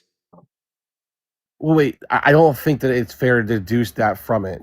Why? So you're saying that What makes it not fair? Well, yeah, because what's happening is that in this instance, if they weren't killed because obviously they went out and they slept with somebody else, you are now coming to the conclusion that they have to have been raped. And I don't think that is actually a fair position to take or to deduce that. No, it's completely fair No. because the Bible tells us what the punishment for someone who has consensual sex and they don't receive that punishment. Okay, but is it possible? Let me ask you this way: is it possible that an action was committed and following the law, they still didn't receive that punishment potentially? So to be clear, King David, who is receiving allegedly, this is a punishment to David for breaking God's law. David's reaction to having received a punishment for breaking God's law is to continue to break God's law, even though the text never reprimands David for not doing so. Hey, wait, I just to be very clear. Can you read the verses you're referencing? Yeah, absolutely. 2 Samuel chapter 12. But did you just? Sorry, I was paying attention. You said basically what I was going to say. I think that either way, if justice was not served, given the fact that this would have been part of God's law, therefore that would derive a contradiction, or the women were raped and they weren't the part. So, like, Johnny, it would not matter. Either scenario that you're arguing for meant that in this position. I understand. I just want to hear the verses. Yeah. 2 Samuel chapter 12, verse 11 through 12. Thus says the Lord, so it's God speaking, I will raise up trouble against you from within your own house, and I will take your wives before your eyes and give them to your neighbor, and he shall lie with your wives in broad daylight. For you did it secretly, but I will do this thing before all Israel and in broad daylight. Mm-hmm. Yeah, I don't see where you're getting. I don't see where you're getting away from that. Well, other than the actual. Well, you would have to give us the ludicrous idea that David is being punished for breaking God's law, and David's reaction to that is to continue to break God's law, and David isn't punished for not breaking God's law this time. You would expect me to believe that? You expect me to believe that?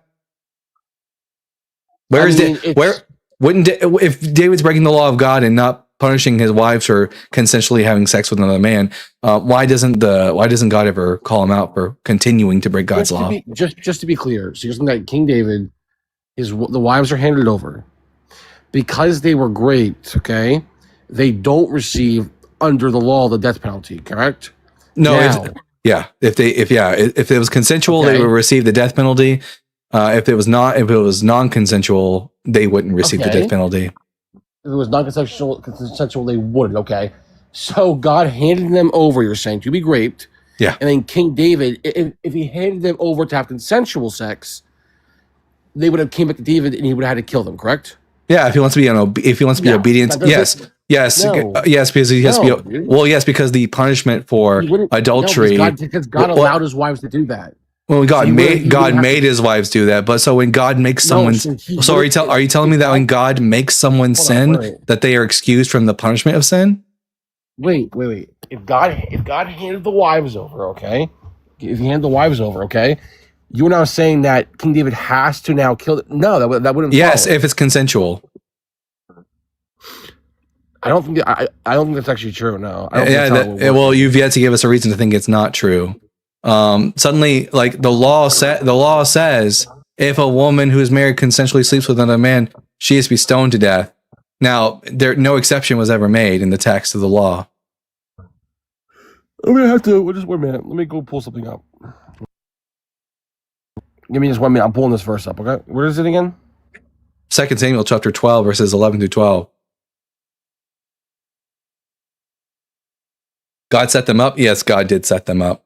That is correct, Atheist Cat. 1 Kings 15:5. Let's see. 1 Kings 15, verse 5 says, because David did what was right in the sight of the Lord and did not turn aside from anything that he commanded him all the days of his life, except in the matter of Uriah the Hittite. Okay. Good catch, Sticks. So, you have two options here. Johnny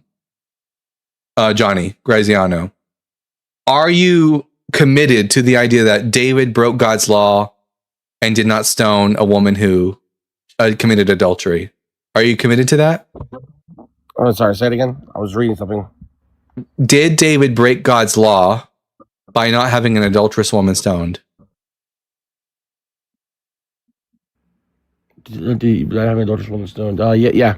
Okay. 1 Kings chapter 15, verse 5 says about King David that David did what was right in the sight of the Lord and did not turn aside from anything that he commanded him all the days of his life, except in the matter of Uriah the Hittite. Wait. One more time. Read it again.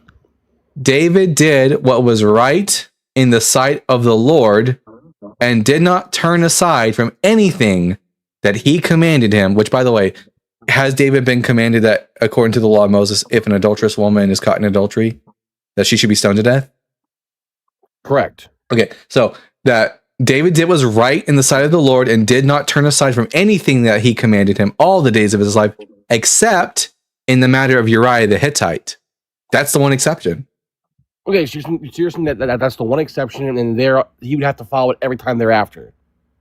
Yeah, that's what. Unless 1 Kings 15:5 is just wrong. Well, no, I'm not saying it's wrong, but what I'm saying is that there is a distinction between what God allows, what he actually Well, it doesn't matter what God allows. If someone sins, if someone breaks the law of Moses, they are to be punished. I would just say that David broke the law again here. Well, then 1 Kings 15:5 is wrong because it says that he never never did what was wrong in the sight of God, except for in the matter of Uriah the Hittite. And this would take place after that. All right. Well, this is what I'm gonna have to do. I'm tired. I'm getting ready to go to bed. But I swear I am. Okay. Now, I will come back, Dalton, and we'll finish the conversation. All right. Alrighty then. I promise you, I'm not running. All right. We'll talk to you later, bud. Yeah, man. Oh, that's gonna be a great clip. Big W to Sticks for the Bible citation. All right. Fantastic. Don't forget, everyone, if you're on YouTube watching right now, to make sure to send in your super chats. Shows like this are brought to you by viewers like you. Thank you. Michael Johnson coming up next. Michael, I don't know why when I said Michael, it made me think of the movie Click. I'm thinking of James Earl Jones narrating Michael was in his office one day. But Michael's having a hard time loading in, so let's see if they're able to load in. Hello? Michael, are you at least 18 years old? Yes. And what pronouns do you go by? He. And are you a Christian? Yes. All right, Michael. I'm Dalton, the Bible guy. Below you is my co-host, Ashland. Which one of the 5 points on the board would you like to discuss with us? Number 5. Number 5, there is no justice in Christianity. Yeah, I'm convinced that there's no justice in Christianity. Can you tell us how Christianity provides justice for people? Because we live by the law of Christ. Okay, but where does the law of Christ provide justice? Mainly from the New Testament. In what way does it provide justice? By following what Jesus teaches. But how does that provide responsibility? How does that provide justice? In terms of acknowledging what you are doing is wrong and trying to fix it. But I'm not convinced that what I'm doing is wrong. Will I be punished for not believing in Jesus? Do you believe that there is a A what? Can you hear me? Sorry, you cut out for a second there. Do I believe there's a what? There is hell. There's a hell. No, I'm not convinced that there's a hell. Michael, do you think that like if I do like a crime, like as simple as like maybe I steal something, that my hands should get cut off?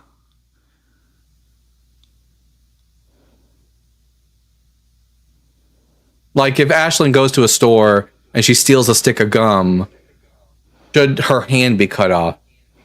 Would that be just?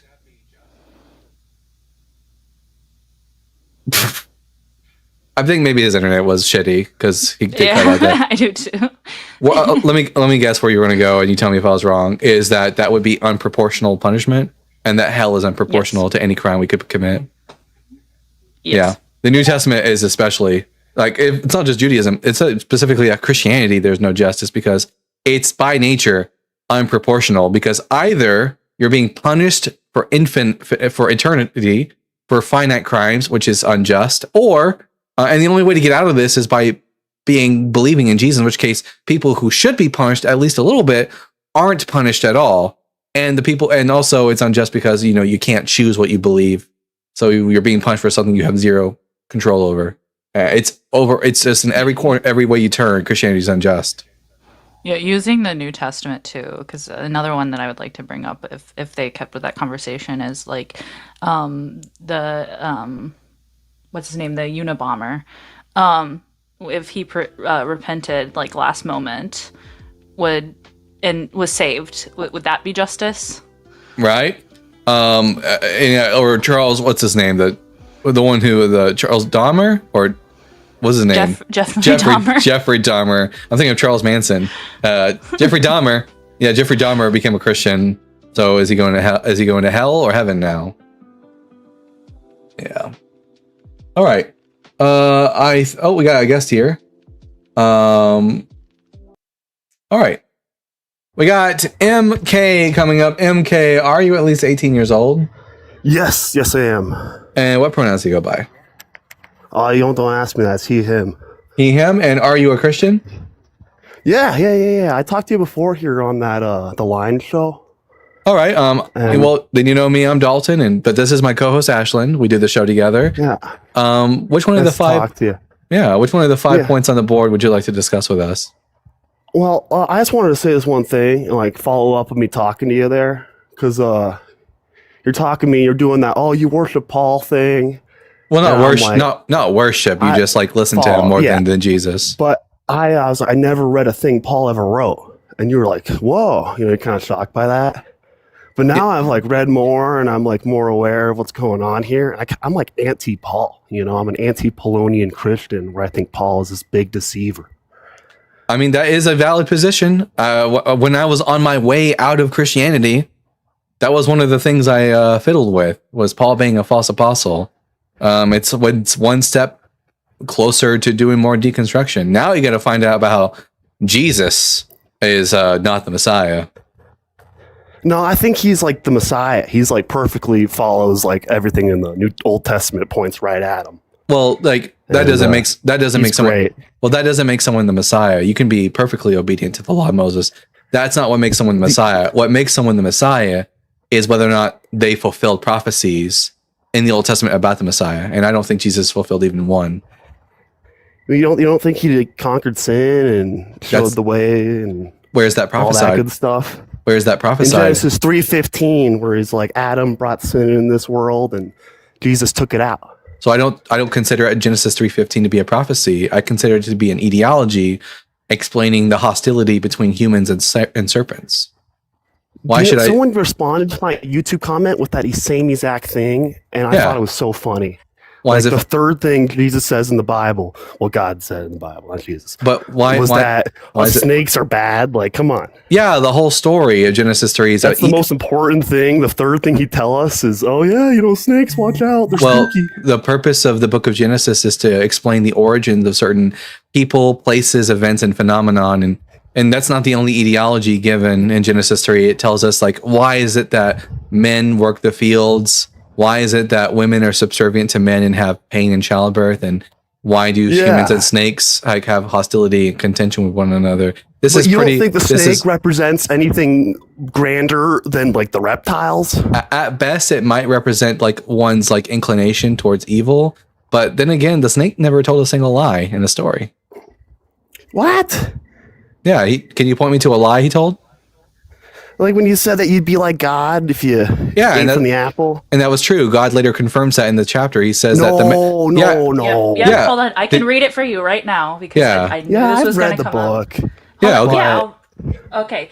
okay. Where is it? I think it's 23, 26. Like, Oh, here. the let me- serpent's obviously Not obviously. like darkness, and there's light. Do you think there's any differentiating between darkness and light? Here, Ashlyn, I have it on the screen for you. If you want to read it, it's Genesis. Let's see, 3:22. What does God say? 3:22. Yeah. Then the Lord God said, "See, the humans have become like one of us, knowing good and evil, and now they might reach out their hands and take from the tree of life and eat from it and live forever." So God says that quote. as a result of eating the fruit, that we did become like one of them. So is God lying, or? No, I think there's an essential part to being reborn and understanding the way of the spirit, to where you have to go through like the valley of shadow of death, as you call it. Wait. So I think he's kind of referring to this. Hold and on, more let me- of like That's not Let in me the read- text at all. Okay. The woman Yeah. said to the serpent, "We may eat from the tree in the garden, but God said, 'You shall not eat of the fruit of the tree that is in the middle garden, nor shall you touch it, or you will die.'" So God apparently, but the serpent said to the woman, "You will not die." She didn't die. "For God knows that when you eat of it, your eyes will be open, and you will be like God, knowing good and evil." That's what the serpent says. God confirms this later in Genesis 3. Okay, so to be clear, we have here, one, the serpent says, you will become like God. And then two, God says about the man that they became like one of us. Which one? Either one of these. Oh, false? yeah, I hear what you're saying here. This kind of ties into like Satan being a necessary evil. Wait. Where everyone, Satan's the scapegoat. Wait. I just need you to answer which one of the 2 points on the board are incorrect. I'm saying they're both true. They're both true. So I get what you're getting at here. So the serpent said that we would become like God, and God confirms that we did in fact become like God. So the serpent told the truth. So what lie did the serpent tell? You have to return. I'm saying like, yeah, I'm with you, man. Like, I get your point. Okay. I hear what you're saying. So but you I don't agree think the this is, serpent like- didn't lie?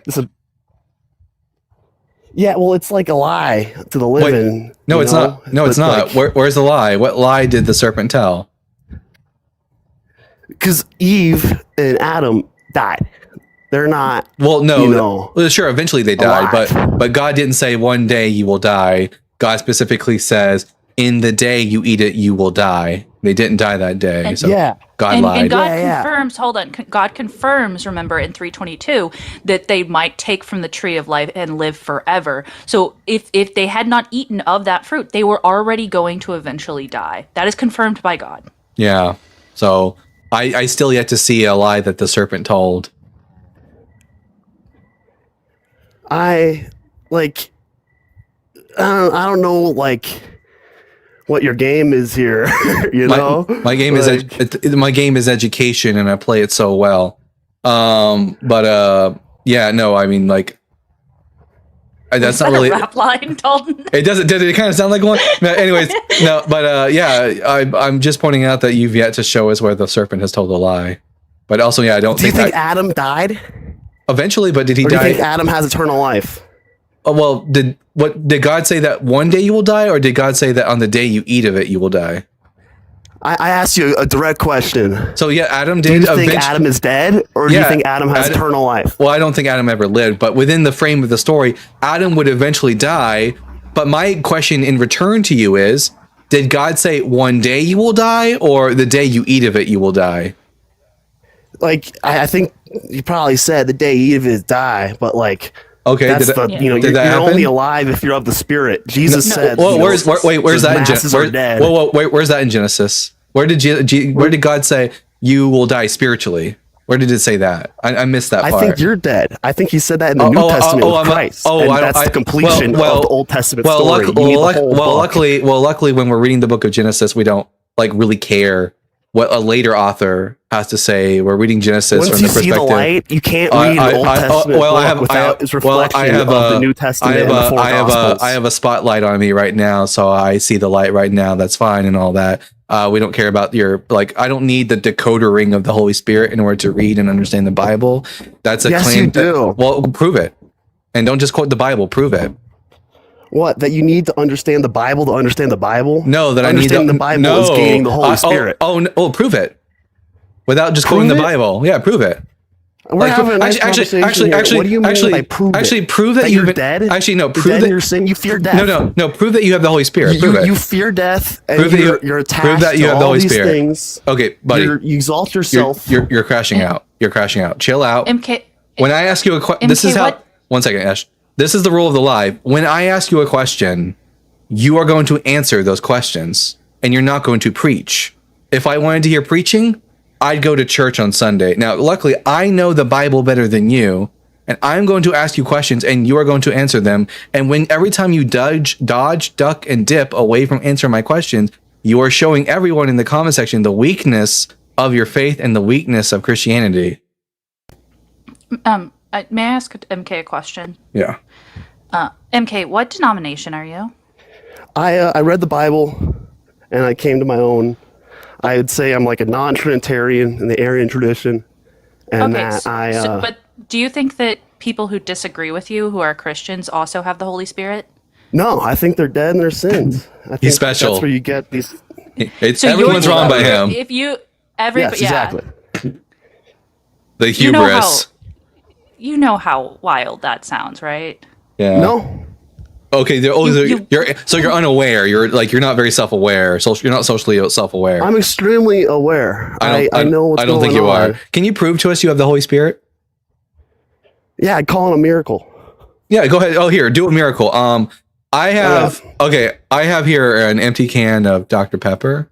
Can you make it full again? That seems like something Jesus could do. He made it to where there was more wine when they ran out of wine. So surely you can do a miracle. Jesus said, "The greater works than these will you do." So go ahead and refill my Dr. Pepper can. No. Oh no. Okay, I think you're saying no because you can't do it. Prove it. Well, you could prove me wrong by actually doing it. We're all going to think that you can't do it. Prove it. You asked for evidence earlier. I'm asking you for evidence in the same exact way. The evidence is that you refuse it. Prove that I can't do that. Yeah, the evidence is that you're running away from the test. So you're taking it inferral evidence as proof? Hey, MK, that's not allowed. You need empirical evidence. MK, I have the ability. It's reasoning. I have the ability. Use reasoning. I have the ability to turn invisible. MK. Okay. Do you believe me? So MK. No, I don't believe you. Okay, watch this. The fact that we've never fucking hell proved it. The fact that we've never seen miracles, and it's never been there's no evidence of them. We can make a inductive rationale on why you cannot do miracles. That's the argument. I see miracles every day. I don't believe you. You could prove me wrong though. Let me tell you the story. I don't care about the story. You love the story. No, I won't. I don't care about your story. You can prove us wrong though right now by refilling my Dr. Pepper can, in which case I will finally believe you that you're able to do magic tricks from God. So you could prove us wrong right now on the spot. Although if you can't do magic, if you can't perform miracles, then just refuse to do it. If you can do magic and do miracles, then do it. But if you refuse, that will be evidence that you can't do it. I'm sorry, can you repeat that? Yeah, prove to me that you can actually perform miracles by filling up my Dr. Pepper can, or prove to me that you can't perform miracles by refusing to do it. I'm sorry. Is it yes or no? No, it's a do or don't do. There is no try. Yoda. I don't like that quote because you try. People try all the time. Is God not able to do? Does God have to try, and does he fail? No, God has a will. Jesus doesn't. Okay, then maybe that's weird because Jesus says he has a will. But anyways, I'm not going to get on to that. No, Jesus says he doesn't want nothing. He says, Father, not my will, but your will be done, implying he has a will. So that's crazy. Yeah. Anyways, so now fill my Dr. Pepper can. Okay, so this Saturday I was on Sabbath and I was resting, and my neighbor asked. Oh, fun fact: no one gives a shit. Fill my Dr. Pepper can. No one gives a shit about your story. No one here does, at least. You want to go tell your story? Tell your story a walking.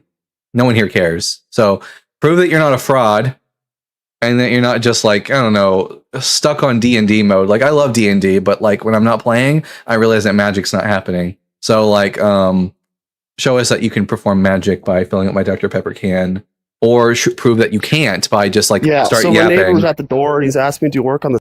Oops, my bad. Finger slipped. Listen, bud, if you can't behave yourself and engage in like social norms, like when you're being told no, and you were like, I told you no, I didn't give you my consent, and you kept pushing yourself on me, that is the mentality of a rapist. Don't have the mentality of a rapist. Don't do that. That's bad. Crazy. Yeah, he doesn't have the Holy Spirit, everybody. MK is a fraud. Everyone in the comment section, let MK know that they're a fraud and that they can't perform miracles. Crazy work. His parole, he was on Sabbath and his parole officer showed up.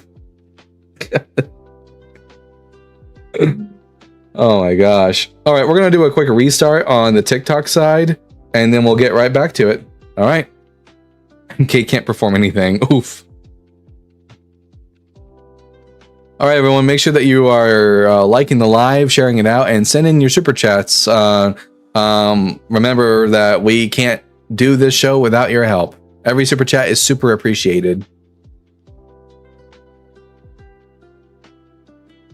It's always funny watching for Christians begging for attention. Yeah, true. And at Sir Game-A-Lot with the $19.99 W to Sir Game-A-Lot. Today's show has been brought to you by Sir Game-A-Lot.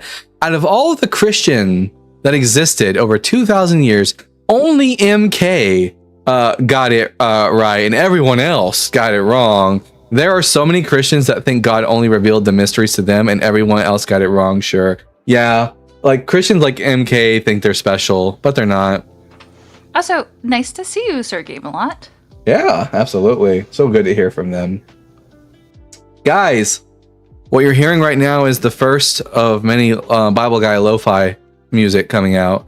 And also, I made sure to turn the ads off of my lo-fi videos. So you can just, once I get a bunch of them up, you can just listen to them like one after the other on a playlist without any interruption while you're doing your studying, you're relaxing. So look forward to that in the future. A little something, something for you guys for free.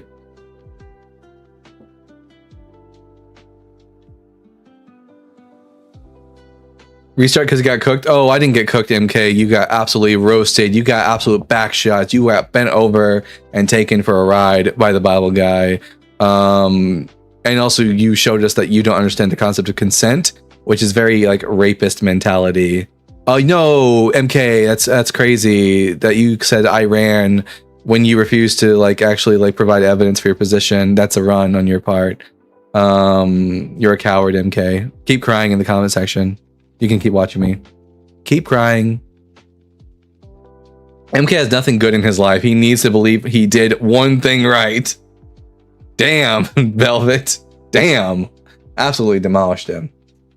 Here, I'm gonna write down here. MK thinks he can do magic, but ran away from giving evidence. He's just said outright, no, I'm not going to do magic. Guys, I also have magic powers, but I refuse to do it because I choose to. I'm actually omniscient and omnipresent. I just refuse to do it. Can't prove me wrong.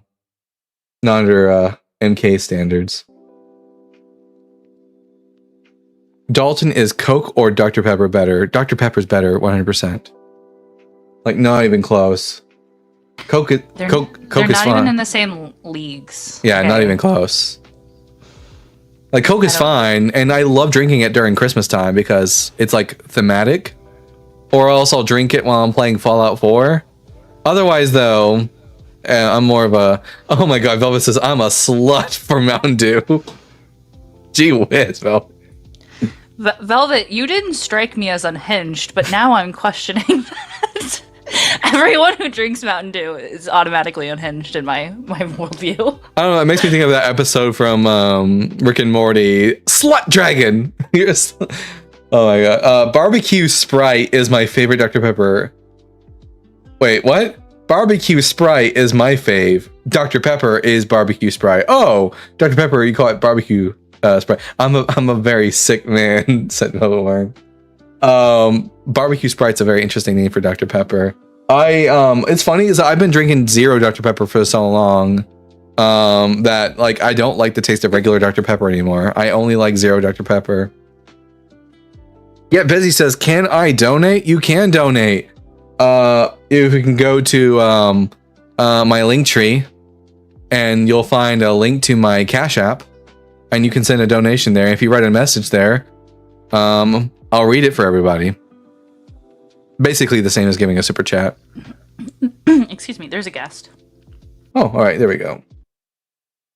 AJ, son. AJ, are you at least 18 years old? Yeah. And what pronouns do you go by? She, it. I don't talk to its. I don't talk to objects. Oh. You want to try again? Also, what's the Christian position on lying? He, him. There you go. What's that? Good boy. And are you a Christian? Yeah. All right, good B. I'm Dalton the Bible Guy. This is Ashland. Which one of the 5 points on the board would you like to talk to us about? Christianity is false. All right. The reason I take it to be the case that Christianity is false is because the central claim of Christianity is that Jesus is the Christ/Messiah, and yet he didn't even fulfill one prophecy about the Messiah from the Hebrew Bible, the Old Testament. Well, I was going to say Christianity is false because it doesn't adhere to the Bible model of Christianity. Well, I'm only asking you for things you disagree with, not things you agree with. Yeah, I disagree with that. Oh. Okay, so Jesus, I disagree with Jesus is dead. All right. Well, I take it to be the case that Jesus is dead because, well, premise number one, people don't live to be 2,000 years old. Premise number two, Jesus was born 2,000 years ago. Conclusion, Jesus is dead. Unless you can give us a reason to think otherwise. Yeah, he rose from the dead. Hallelujah. All right. Give the argument for that. He raised me from the dead. Well, I don't have any evidence that you were dead. So give us the evidence that he saved me from homosexuality. Well, that sucks for you. Now, anyways, none of that bullshit. Give us the evidence that Jesus is resurrected from the dead. Go ahead. Why is that bullshit that he saved me from homosexuality? I think you're just in denial, but I don't give a shit about your homophobia. Now, give us evidence that Jesus resurrected from the dead, AJ. I got other people who want. I got other people who want to come up. So should I talk to them, or do you want to have Do you want to have like a good faith, substantive debate, or are you just wanting to engage in like blatant homophobia? Like I'm not going to stand for the homophobia. I don't give a shit that you think Jesus saved you from homophobia. I mean, from your the fact that you like men. I'm okay with the fact that you like men. I don't think it's something to be saved from. So. Also, Jesus can't save you from homosexuality if Jesus is dead. So provide evidence that Jesus is not dead.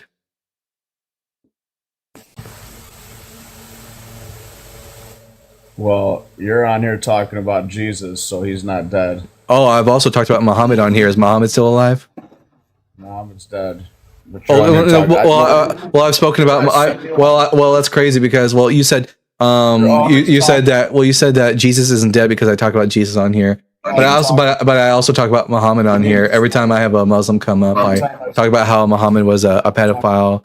So it must be the conclusion then that Muhammad is alive by your own like trail of thinking. So unless you're gonna, AJ, I don't know how we're gonna have a conversation if you're gonna act like a 5-year-old. So AJ, are you wanting to have a good faith conversation, or are you just wanting to continue to like just be an ass in front of everyone and show everyone that Christianity has no good fruits and that can't produce any like well thought out people group? So AJ, why should I think Jesus isn't dead? Try again.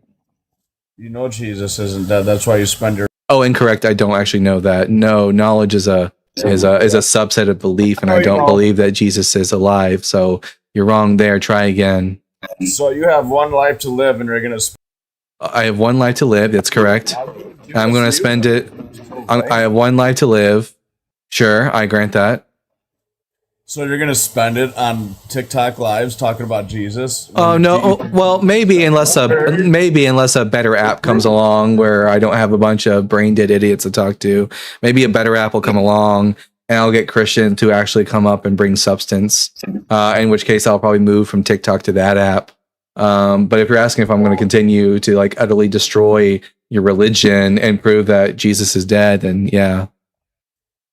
Your boyfriend keeps muting my mic. Sorry, I don't have a boyfriend. It's me. It's muting you, AJ. Unless I'm my own boyfriend, it doesn't follow that my boyfriend is muting your mic. So that's a crazy thing for you to say, AJ. Now, AJ, I'll give you one last chance because I got other people waiting to come up, and I'm thinking that maybe they'll provide actual substance to the conversation. So, AJ, are you actually ready to have a real, honest conversation? Yes. Somebody Okay. said I'm attempting Pascal's wager. I don't care about what someone else said. Now, AJ, why should I take it to be the case that Jesus isn't dead? I'm curious what your thoughts are on Pascal's wager. It's a false dichotomy. It is not.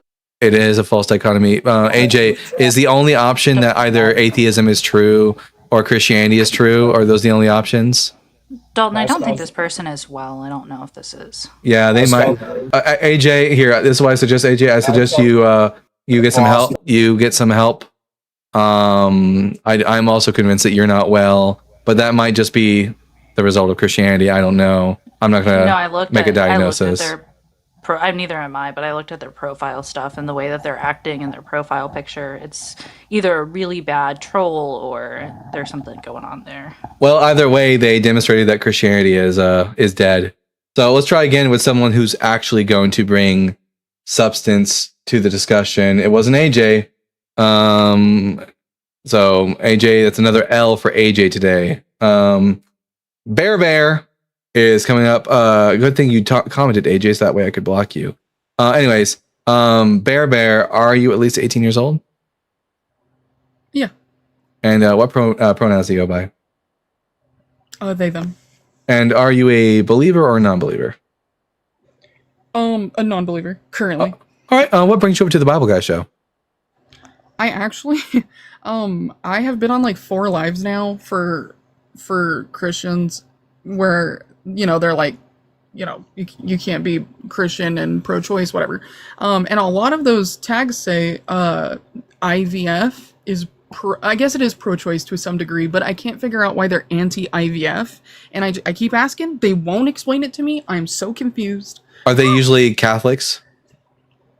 I don't know. I think it's like just run-of-your-mill Christian, Because IVF, generally Catholics are very anti-IVF because they have a position that the only the only way that God designed for children to be brought about is through the sexual act between a man and a woman. That's why that they are against every other form where people are brought forth that isn't through that. So they're anti-IVF for that reason. Okay.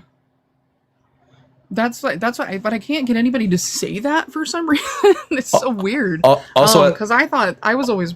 As Blase says in the comment section, they said because you're freezing embryos and destroying them. That's another reason that they give, which is weird that they, they give any sort of credence to an embryo. Well, and then I can't understand how that's fine, but then like your monthly time is like evil, not evil. Like what I, it's just super hypocritical. I guess it was as hypocritical as I thought it was. Never mind. Yeah, no, yeah. There's no like real good reason for why they're anti-IVF. They're just like it's based on a whole mountain of like theological presuppositions. Okay, well, thank you for explaining that to me. I'm baffled. I was baffled. Happy to help. You have a wonderful day. You too. Thank you. All right, we're gonna bring up Bling Bling. Bling Bling, are you at least 18 years old? And I am. Sorry about that. I just had a mask on my face. And what pronouns do you go by? He, she. No, I'm kidding. He, him. And are you a Christian? Yes, I am, yeah. All right, I'm Dalton, the Bible guy. This is my co-host Ashton underneath you. Which one of the 5 points on the board would you like to discuss with us? Number 3, thanks. Number 3, Jesus is dead. Yeah. So here's my syllogism. It's really quite simple. Premise number 1: humans don't live to be 2,000 years old. Premise number 2: Jesus was born 2,000 years ago. Conclusion: Jesus is dead. Unless you can give us a reason to think otherwise. Yeah, I'll try my best. Do you believe Jesus is dead, or do you know he's dead? I believe he's dead based on the syllogism I've just provided. I believe he's alive based on the Bible's account of his resurrection. All right, why should I believe the Bible's accounts? You don't need to believe what I believe, and I don't need to believe what you Well, believe. right? I grant that, but what I mean is there both any beliefs, what right? what I mean is there any justified reason to consider the Gospels to be accurate and true? I'm not convinced. Yeah, the only reason why I personally put my faith and trust in Jesus Christ is not only because of what he preached, but how he lived, but also because of his death and his resurrection, right? So when I look at it in its entirety, I realize that this man has no reason to lie to me. That's a nice And story. I put my trust in him. That's a nice story, but why should I think Jesus resurrected from the dead? Well, because of the eyewitness accounts, right? We don't have any eyewitness accounts. I'm not aware of any eyewitness accounts for Jesus' resurrection.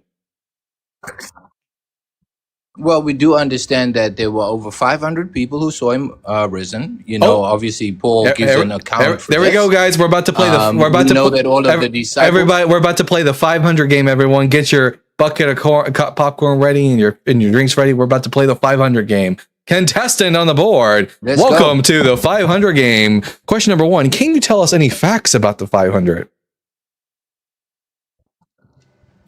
Well, what I can tell you is that the majority of these people, particularly his disciples, were prepared to unalive for that which they claim to have seen. which was Christ risen, right? And guess. Psychology Whoa, 101 is gonna guess. tell us- Chill out. Guess. I'm about to ask. Psychology 101. Hang on, let me land. Well, Bling, wait, before he gets off on that, I do want to hold him to this because we're gonna show the audience something really special here. Something we always show when people bring up the 500. Bling, how do you know that any members of the 500 were willing to go to their deaths? Because you can't even tell us. Can you tell us the names of any of the 500? Well, I can start with the disciples, right? Wait, what makes you think that the disciples are part of the 500? The disciples are part of a 500. Well, what makes you think that? Where does it say that the disciples are? Because in the account of Paul in 1 Corinthians 15, the 12 disciples are mentioned earlier in the text, and then the 500 are mentioned later. So why should I consider that the disciples are part of that 500 as opposed to them being another just entirely different group of 500 people? Why should I consider it to be the apostles are part of that group? Oh, no, because they actually appeared. He actually appeared to these disciples, and these disciples were prepared to go to their death because of what they believed that's the to have seen. disciple. That's the A risen disciple. Christ, That's the right? disciples. But why should I think any of the disciples are part of the group of 500? Because they are. Well, where's Because the Paul evidence? says over 500 people, and he could be including the disciples as well, right? Well, where does Paul say that the disciples are included in that group of 500 people? He says over 500 people because he says he appeared to James, he appeared to this one, he appeared to Well, that one, James is and separate. over 500 well, people. Well, James All- happens. Well, all of whom- bling bling. You're not. You're listen. Okay. He appears to James after he appears to the But he 500. says So, all of well, whom- bling bling. Listen, you're making an embarrassment of yourself. Paul says that Jesus appeared to James after Oh, you're he the one that's appeared. about to get Well, embarrassed, bro, relax. bling. You made the claim that James is part of the 500, but Paul says that Jesus appeared to James after he appeared to the 500. So James can't be part of the 500. So can you name any members of the 500? So hang on, he appears to James after he appears to the 500? Yep, that's what Paul says. It's either after or So before, he but it's appears to James separate. after. But hang on, is it either after or is it before? It's either after or before, but it's not at the same Because time. there's a big difference in that. Well, there's not a really big difference. There's a The only big difference difference is in in that. If it was chronology. before- The difference is in chronology. before, well, I the have no difference issue. is If it was after, well, I'm no, gonna take issue. well, actually, there is an issue because you can't just assume. Even if he appeared to James first before the 500, you therefore can't jump to the conclusion that James is part of the 500. You need to motivate that reason. What's the evidence that James or But any you of the can't jump 12? to the conclusion that Bling he's bling. not. Bling You bling. can't jump to No, the no, bling conclusion that bling. he's not. Oh no, bling bling. The default position. Hey, Dalton, you can't- bling bling. The default position is to not believe Why are you something. jumping to conclusions? I'm not jumping to conclusions. The only thing I've jumped to is that I don't believe you. Oh, yes, you I are. need, You jump into- Nope, bling bling. My position is I don't believe you. I need evidence. So what is the evidence that the 12 are part of the My 500? position is, why do I care that you don't believe me? Well, if you want to convince me, you care if you want to convince me. position, why should I care? Wait, bling bling. Do you not want to convince me of the validity and truth of the gospel? Or are you just up here to waste my time? Is that what's happening? Do you actually want to convince me? Are you trying to actually... Yes or no? Do you want to convince me? I just want to hear that first. Yes or no? Do you want to convince me? You want to keep mute me? I can leave. Yeah, yes, I can keep muting you. And if you're not going to answer my questions, I will just keep muting you. And you can run away like a coward because you refuse to answer a simple question. And he ran away like a coward.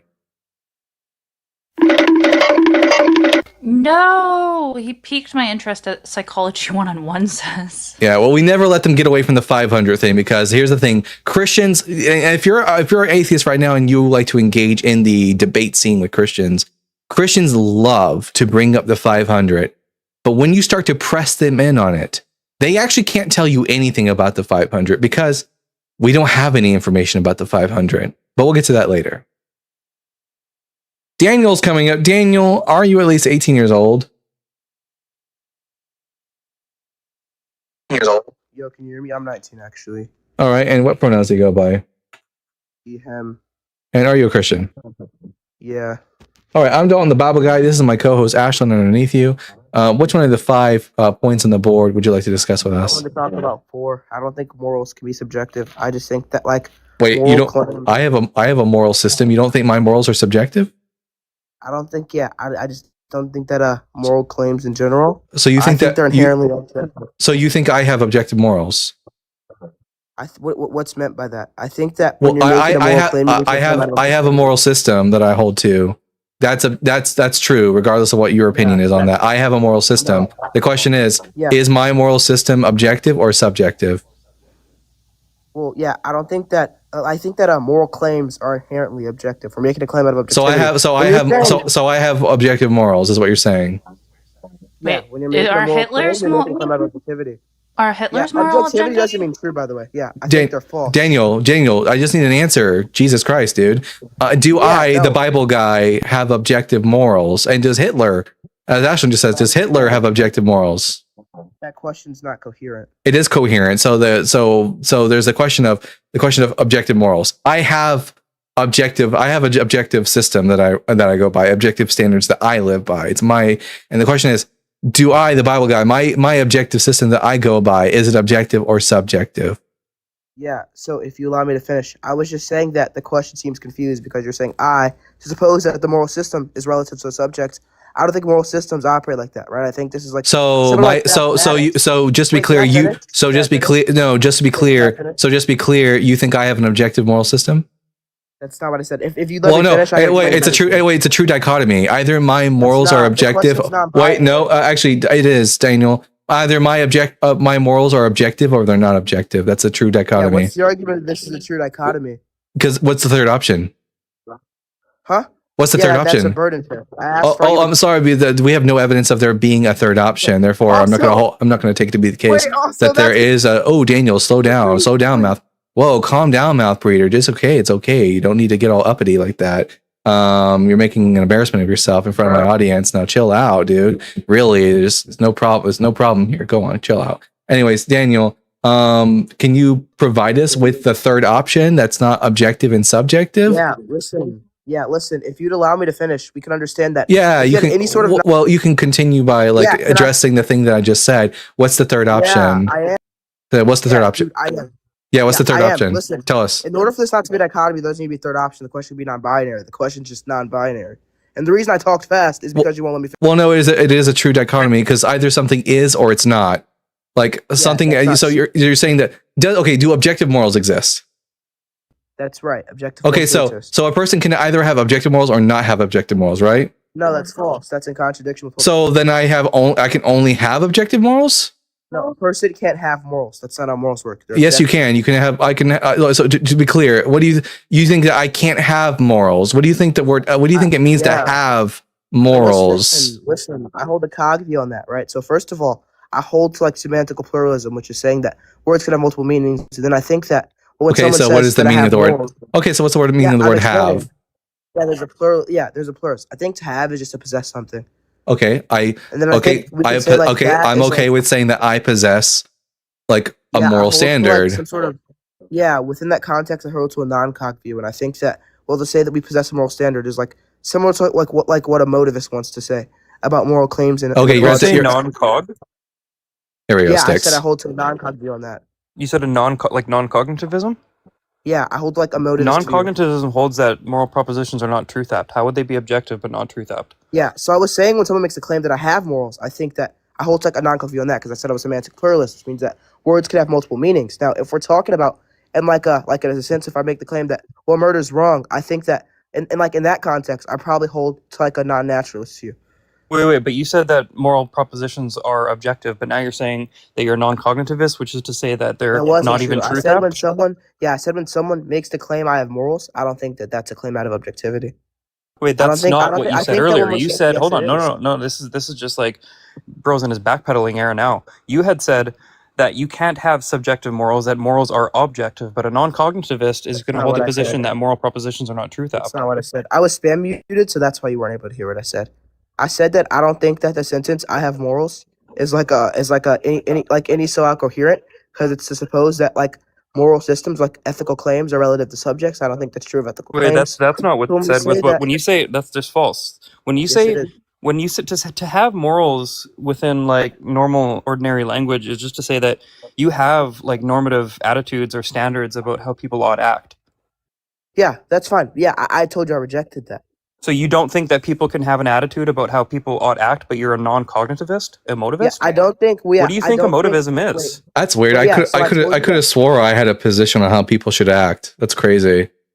Well, yeah, I just told you that that's not out of objectivity, though. Yeah, but just to be clear, I a told non you, yeah, just so- to yeah. be clear, a non-cognitivist, like an emotivist, is just going to say something like moral propositions are not truth apt, but they're going to be expressions of like some disposition toward, like doxastic attitude towards That's false. moral That's false. statements. That's You're going to say something. emotivism. You're going to No, say no, okay, that's just false. calm down. Just calm down. Wait, you're going to say something. you're just calm down. Don't forget, Sticks, that you have the ability to mute people if they start over talking you. Sure. So just calm down, Daniel. I don't know why you're freaking out here. What an emotivist is going to say is something like when you express some sort of like statement You're like confused, slavery is wrong, what you're really expressing is something like ick slavery or ew slavery, right? But that No, would yeah, in of it, that's not what I that said. would I in of said itself that would motivism. in of itself be Wait. an normative attitude or a standard about how people ought to Dude. act. Yeah, you're already lost. I didn't say emotivism. I said motivism without an E. And that's just to say that we're making some sort of ethical claim. We're just saying something like, if I say like murder's bad, I'm just saying like, don't murder. Now, when he's saying That's are my literally morals what I objective just or said. subjective? Yeah, you said emotivism, which is like an expression of Just to be clear, I'm don't putting this murder? just to be clear, Daniel, I'm putting this That's fine. conversation on a timer for my audience's sake. That's fine. Yeah. If So you the claim say that like you say people shouldn't murder, that is how they ought to act. that's not necessarily true. You're confused. Bro, You can let me talk okay, to you can claim that shut the fuck up first and foremost. You can claim that Ashlyn is confused, but no one gives a shit about your claim. You're going to have to demonstrate the claim. Well, yeah, I can demonstrate the claim if you stop interrupting me. Yeah, you have 4.5 minutes. Yes. Go ahead, do that.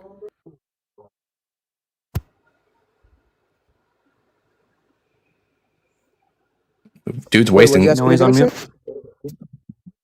There you go. Yeah. Good boy. Yeah, Now you asked make me the to answer how argument. she was confused. Yeah, go ahead. Yeah, I just don't think there's sufficient evidence to believe that. Yeah, I was telling you, I just don't think there's sufficient evidence to believe that motivism is similar to real. I got a call. My bad. I don't think that there's sufficient reason to believe that motivism is synonymous with realism. I think even Styx rejected that No as one well. said that. But let's just get clear. Yes, Let's you take did, a receipt bro. of the Wait, conversation. time out, bro. You just Let's said just wait, take you just said a receipt. yeah. Let's take Wait, a receipt she asked me I'm to of the demonstrate unsure. something. You said. I'm unsure that Daniel is actually mature enough to have this conversation. Well, that's yeah, why. that's That's fine. why. So That's listen, why I took Styx the just said timer that. out so he can Daniel, let's just Styx let's just just take said that. a receipt of the conversation Styx because just what you said had motivism originally is a said. rejection. Just calm down, dude. I don't know So what's going on if with a you. motive Just relax. if a motive is Relax. if a motive is Daniel, if a relax. Go ahead, Sticks. if a motive Daniel. of realism. So let's take a receipt of the conversation. What you had originally said is She in committed a response false. to the prompt that said Christians That's why I've have been claiming subjective morality. Listen to him that just she freak out committed a here. So what because he had originally said in response to the prompt, let's just take a quick receipt, a 2-second recap. In response to the prompt that Christians have subjective morality, he responded by saying, no, Christians only have objective morality because only objective morality exists. Then when he expressed his meta-ethical perspective, which I could have sworn said is an emotivist, regardless, when he described what he thinks is motivism as opposed to emotivism as a non-cognitivist view, which is to say that moral propositions are not truth-apt, so they could not be objectively true. But what he had said is that this is just an expression of like a perspective toward a moral proposition, like an attitude, like ew, slavery, which is in fact to have morals. Because what we say is to have morals, just to say that you have a normative attitude or a standard about how people ought to act, which is exactly what an emotivist or a motivist wants. Well, hopefully next time Daniel comes up, they can act a little bit more mature and they can have a reasonable conversation. Daniel, if you're still listening, you'll never make anyone into a Christian by acting like an ass. All right. And hold on, I have a question for Styx. Styx, and when you make claims about, like he did, I don't understand how you can say that this isn't an ought, how people ought to behave. When you say should or shouldn't, that is an ought, correct? That's how I've understood it. Yeah, like I mean, normative ethics for sure, or like the normative stance. Like an emotivist is just saying that moral propositions like slavery is wrong are not truth-apt in the same way that like a normal proposition is. That when you say slavery is wrong, what you're really saying is something like ew, slavery, which that contains normative force in it. You're just saying you shouldn't do slavery. So yes, that's of course you're baking in normativity. Now, humbleness here made from the very beginning already made a blunder, huge blunder, in that they said atheism is a belief system. Humbleness, you are aware that atheism actually isn't a belief system, right? Atheism is as much a belief system as like being abstinent is like engaging in some sort of sex position. No. Yeah. What belief do I hold as an atheist? You have the belief that you don't know that God exists or not. Well, that's sure. I believe that I do not know whether or not God exists, but that's like not really. That's what leads to my atheism. That's not what's the byproduct. That's not doesn't come from my atheism. So try again. What belief do atheists hold to? I mean, that's like the you're result saying that- of being an atheist. So you don't believe you have the belief that you just don't know, right? Yeah, but what's your definition? that starts prior to like atheism. Like the question really is like atheism as a belief system means that like atheism should like prescribe some sort of like should like result in someone coming to a belief. So the question is, what belief do people come to as a result of being atheists? How did you even become atheist? Like, were you just born that way? Well, or, that's not an answer to my question, humbleness. My question again was like, what belief sprouts forth from atheism, not what precedes atheism. Well, how'd you get to atheism? That's Well, the that part we again, gotta talk about. that's preceding atheism. My question is, if atheism is a belief system, then I must be producing some sort of belief based on the fact that I am an atheist. So, what belief am I producing as a result of being an atheist? But that's like you're trying to take out half the equation. No, you made the that- claim that atheism is a belief system, which means a belief system is a system that produces beliefs in somebody. So the question is, if atheism is a belief system, then the system of atheism, what belief is it producing? Well, you have to start where. How did you even get to atheism? Well, that's besides the point, because you can ask how someone comes to Christianity. That doesn't tell you whether or not Christianity is a belief system or not. Yeah. Christianity is a belief system because it produces beliefs in an individual. So humbleness, I feel like you just got called out and now you can't answer the question. This is a huge blunder on your. No, you're putting the cart before the horse. You've made the claim that atheism is a belief system, yet you can't tell me what belief is produced by atheism. Can you actually do that, or are you going to admit that atheism doesn't produce any belief systems? I mean, you have different ideas of Christianity, right? So you might have ideas of atheism. I have different. Well, no, all atheism is lacking a belief in God. The only way you can be a bad atheist is by believing that God exists. So atheism doesn't have any like prescriptions or telling you what you should or shouldn't do. Atheist? Someone who like not only doesn't believe in a God, but like is open to the idea that they might not know. But again, it seems like you're ducking, dodging, and dipping around. I'm going to hold your feet to the fire. Humbleness. Yeah, I'm going to hold your feet to the fire. Humbleness. What beliefs are produced from atheism? Well, what type of atheism are we talking about? Agnostic atheism. Agnostic atheism. We're just talking about the umbrella term atheism. I'm an agnostic atheist. What beliefs are being produced by my atheism? Go ahead. I mean, you know your beliefs better than I would, so. So in other words, you don't know of any beliefs that are produced by my atheism. So you are not like justified in making the claim that atheism is a belief system. Thank you for the concession. No. Humble. I know an atheist who thinks that all birds will eventually talk like humans. I know atheists who believe in evolution, who believe that they have an afterlife to some degree, but it has nothing to do with believing in God. Atheists do not form the like worldview because of atheism. They use other outside like means, and I don't even think that they're all true. But like, what is being asked here? Unlike Christianity, where you have to hold to certain like worldviews because of what Christianity teaches, what is being produced by just being an atheist to make it a worldview or a belief system? Because it is a belief, it is not a belief system. I mean, the way I've heard it described in some lives, it definitely is a belief system. I think that maybe you aren't tracking the conversation and that you don't quite understand the things that are being said to you. That's why you have that position. So yeah, no, atheism is not a belief system. I'm sorry, bud, but you failed from the get-go in this conversation. No, because you won't tell me how did you get well that I can tell you how I got to the conclusion of atheism, but that has nothing to do with whether or not atheism is a belief system. Well, if you believe in facts to say, well, now I'm an atheist, then it is a belief system. No, because it doesn't. Because again, humbleness. Belief systems produce beliefs. It's not just real merely. A belief system isn't merely a belief system because it's the byproduct of a belief or coming to a conclusion. A belief system produces beliefs about certain like ideas. It produces stances on certain topics. My atheism doesn't do that. Okay.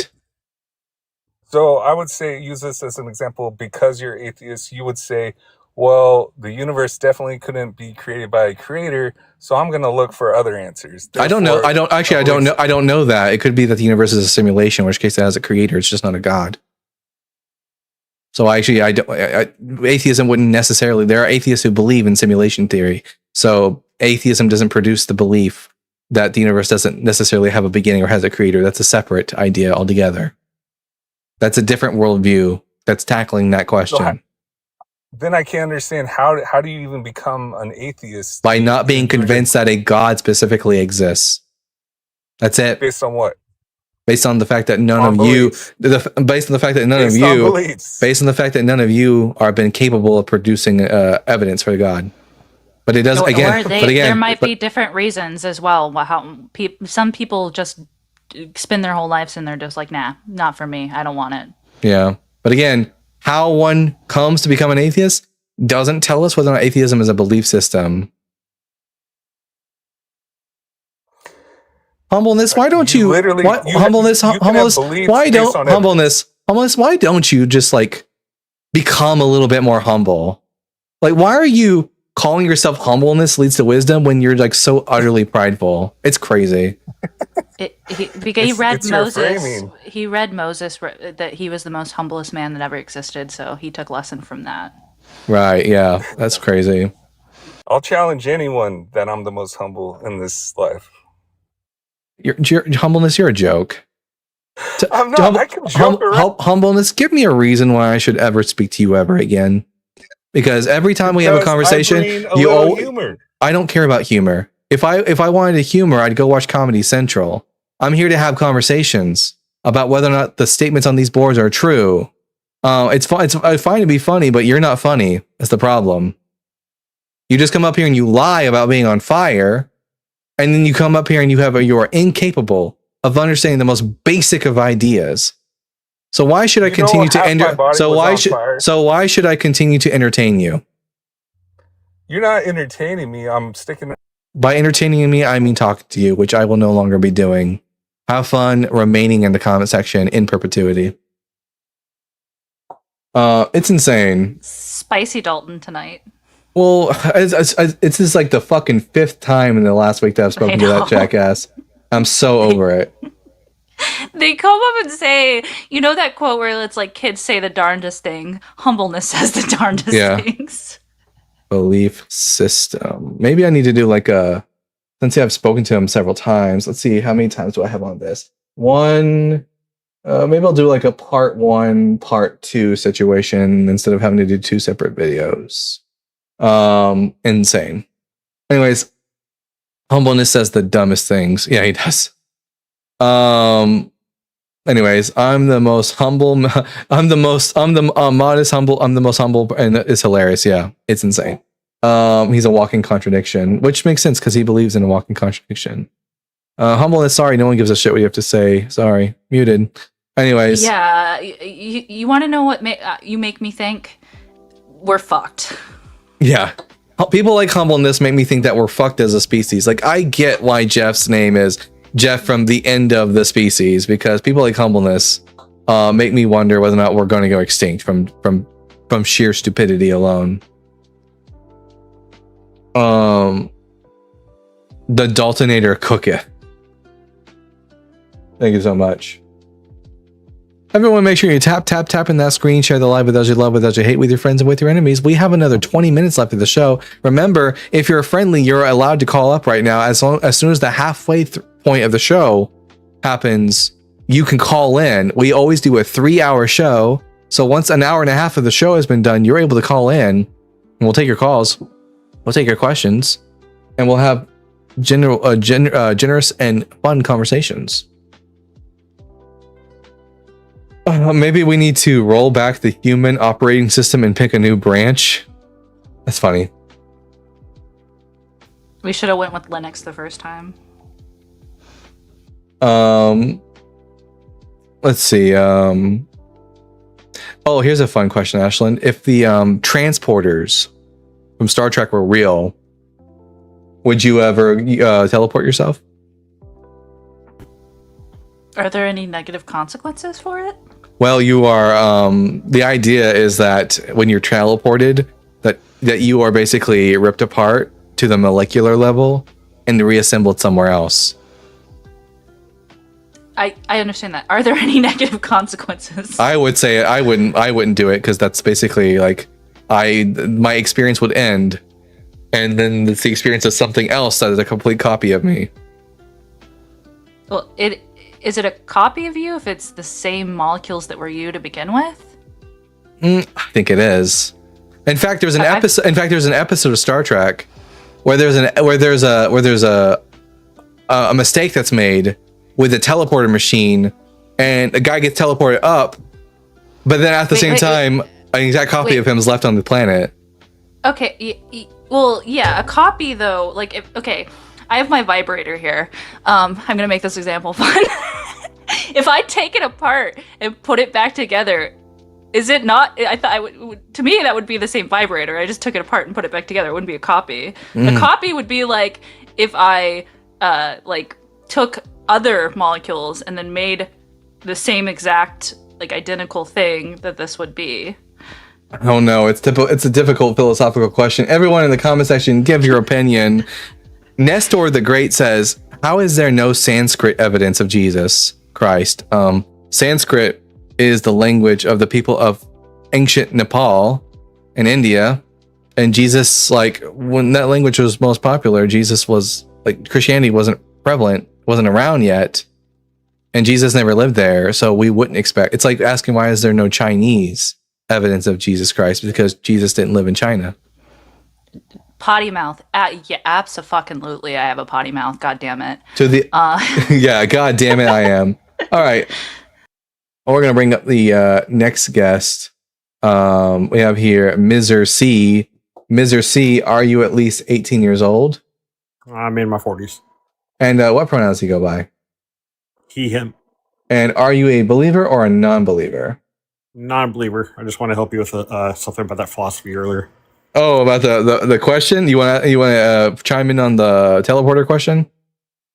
Yeah, about talking about how Andrew, I think it was philosopher Andrew Flew who first talked about how it doesn't matter if an atheism is or isn't a belief. It literally doesn't advance the conversation at all. Like, Andrew Flew is one of the biggest philosophers to talk about it. And then also, I think the Stanford Encyclopedia on Philosophy also goes into the description saying that it doesn't matter if atheism is or isn't a belief. It quite literally doesn't move the conversation forwards. It's a moot point. Oh yeah, I just like embarrassing humbleness because he's an idiot, and I think we did a pretty good job at that.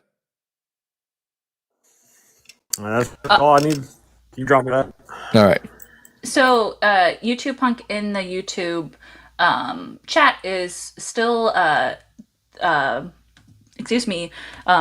posting the link for the GoFundMe for their friend. They're still rebuilding from homelessness. This is, right now, I know in this country, rent's gotten so high. I know that it seems like this one has been going on for a long time, but as you can imagine, that once you kind of lose everything and you live in Airbnbs in that position and you try to regain and rebuild your life, it becomes very difficult. So if you can go to the link that YouTube Punk has posted, I can I'll try to post it over here on TikTok, but I don't know that I can in the chat. But I can try to put it on my link tree after the live is done, and I can put it in the Discord.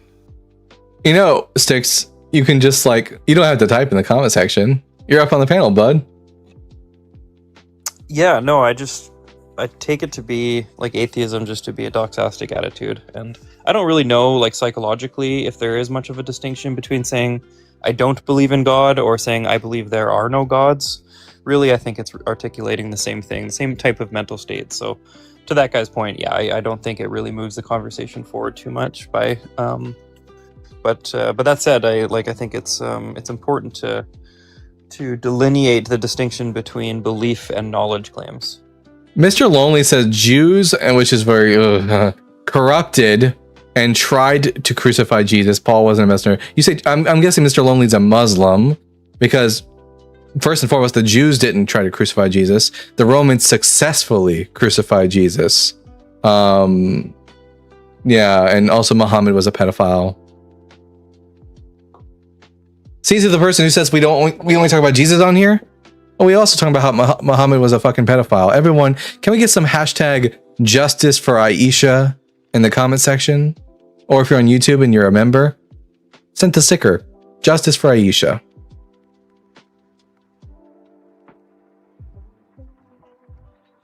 Rebecca wasn't show me. I mean, first and foremost, Mr. Lonely. I think we already had this conversation, Mr. Lonely.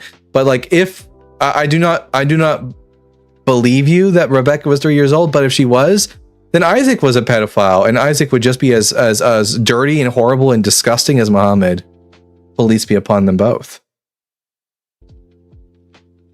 All right. We got here Quan Miller 07. Quan, are you at least 18 years old? I'm 25. And what pronouns do you go by? Grown man, him. Well, there you go. You got there. And are you a Christian or not? Yeah. All right, I'm Dalton the Bible Guy. This is my friend Styx and Ashland.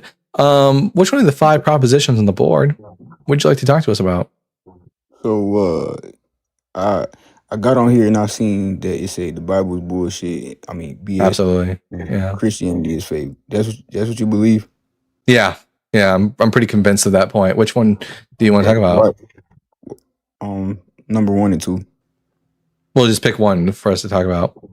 Okay. 2. All right. The reason I think Christianity is false is because the central claim of Christianity is that Jesus is the Messiah, and yet he didn't fulfill even one prophecy about the Messiah from the Old Testament. So you know Jesus is real. He was. Past tense. He's dead now. So you believe in God? No. Why you believe in Jesus and not God? That wouldn't even make sense. Wait, if I asked you, do you think George Washington was real? And you said yes. And let's say you were an atheist. I said, okay, then you think God's real? And you say no, wait, but you believe George Washington's real. Like a historical person existing is not evidence of a God existing. Jesus was just a dude. They have pictures of George Washington. He was a president. It's on file. They have Okay. video. So we have better evidence for George Washington than for Jesus. Congratulations. Maybe it would be So- better if you said that, like, you believe in George Washington. Well, do you believe that he cut down the cherry tree, which is like a known myth? Well, and I think maybe to clear up some confusion, we believe that Jesus was a historical person, but we don't believe that he was the Son of God or performed miracles or was the Messiah. Yeah. And to Ashland's point, just like, I think George Washington was a real person. I don't believe the story that he never told a lie and that he cut down his father's cherry tree. That's a myth that was invented after George Washington's death and he left. In the same way, I think Jesus was a historical dude, but he didn't do magic. That was a good example, Ash. I'll have to remember that one. Both Ashland and Styx bringing up things in my mind today that I need to commit to memory. The 1 Kings 15:5 and then George Washington and the cherry tree. Both American lore. Yeah, I did some research on that, and it turns out that it was invented like not very long after Georgie's death. Saint Brianna is a friendly. Hey, Saint Brianna, welcome back to the show. Hey, how's it going? I'm doing pretty good. How about you, bud? Pretty good. Even though I got sick again, I have the world's worst immune system. Sorry to hear about that. I hope you get to feeling better. No. Yeah. But I really came up to I guess learn more about the philosophical arguments for God, because Styx is here, so I've been trying to do more research and stuff into tag or the contingency argument, but it's just all over the place. It's so confusing. So I feel like- I was I feel wondering like- if I could get a I feel like what Six needs to do, he needs to invest time in writing and then also taking those writings and then posting them and reading them and posting that audio to YouTube with some cool imagery so that he can teach us all philosophy. Yeah, maybe I'll try to get around to that. But yeah, so St. Breda, did you have any specific questions, or did you just want kind of an overview, maybe some brief thoughts on them, or?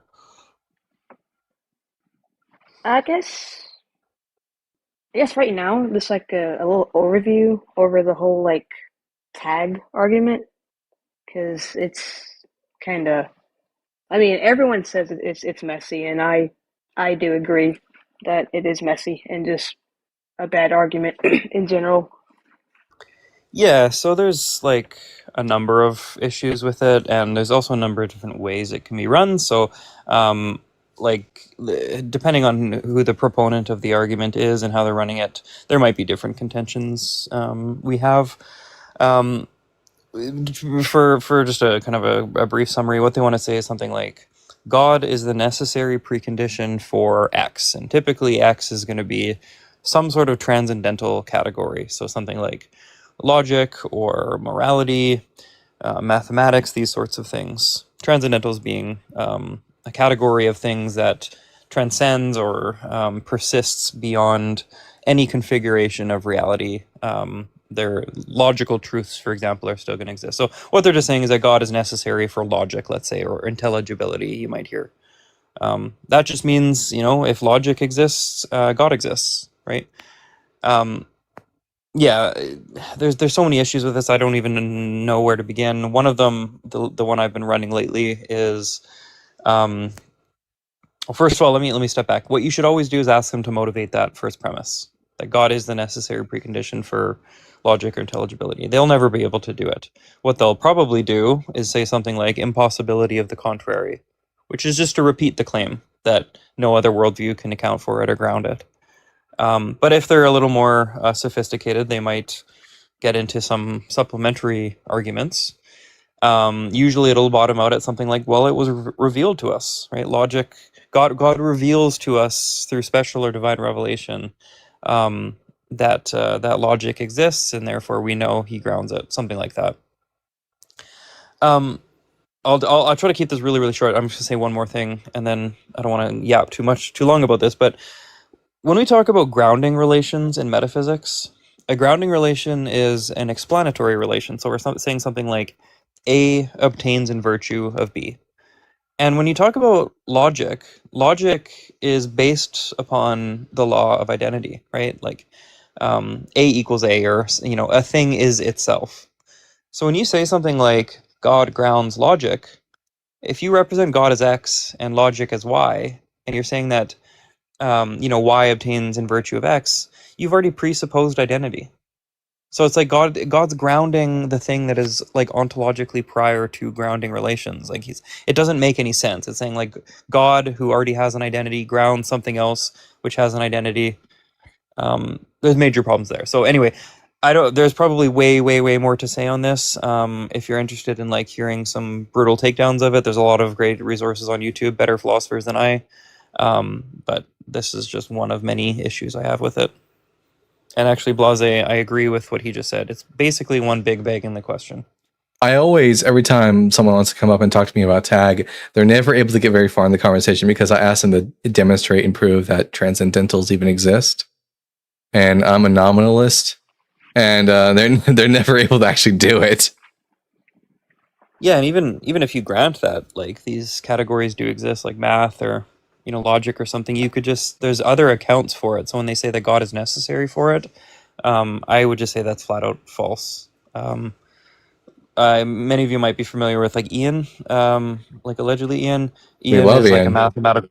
Yeah, we love Ian around here, and Ian's a mathematical Platonist, and he thinks, for example, that logic is an abstraction of reality, and that these are like propositions are mind dependent, but the thing that the truth maker of those propositions is mind independent. It's a grounded in reality itself. So, yeah. All right, fantastic. Yeah, definitely. Great question, Saint Brianna. I oh, sorry, go ahead. No, it sticks. He's gone from he wasn't a realist prior, a moral realist, and now he is again. I haven't caught his full argument on that. Literally, it's kind of like me. Sorry. I was gonna say, literally, like the last video I was watching on YouTube. If I go over to my YouTube, my backup YouTube, my secret YouTube, the last video I watched is you can see it's like mostly here. If I turn my oh, not that one. Turn on my thing over here. You can see that a lot of my videos that I recently was watching was Ian and Blitz videos and John Cohen. Those are like the last 4 videos I was watching. Ian's awesome. But yeah, Ashlyn, to your point, like Ian, I think Ian's so strong in philosophy that that they can argue virtually any position. Yeah. And similar to myself, I'm kind of on the fence between moral realism and like other positions like emotivism or non-cognitivism. In fact, I think depending on how you cash out the terms, I think both are in some ways true. It's just in some ways a semantic dispute. Yeah, it's really hard because I think a lot of people know I do take the objective moral position. That's why when we talk about morals, I do tend to shut up about it because I do think that a vast amount of the community doesn't take to that position.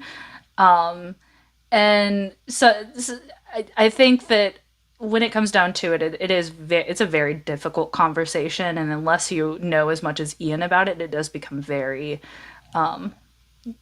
like how do I say this? Like Difficult to express. difficult to express, and then I find myself even like hearing compelling arguments constantly of both sides. Yeah.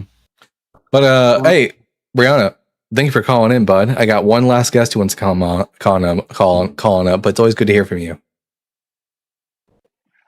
Yeah, of course. Thank you for your time. Thank you for your overview, Sticks. That was really helpful. I'm going to try to do more research into that. But yeah, thank you for your time.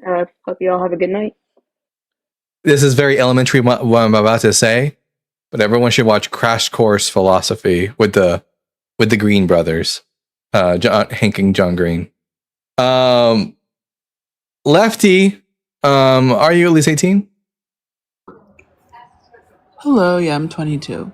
And what pronouns do you go by? They, them. And are you a believer or non-believer? No, I'm not a believer. All right, what brings you into the Bible Guy show?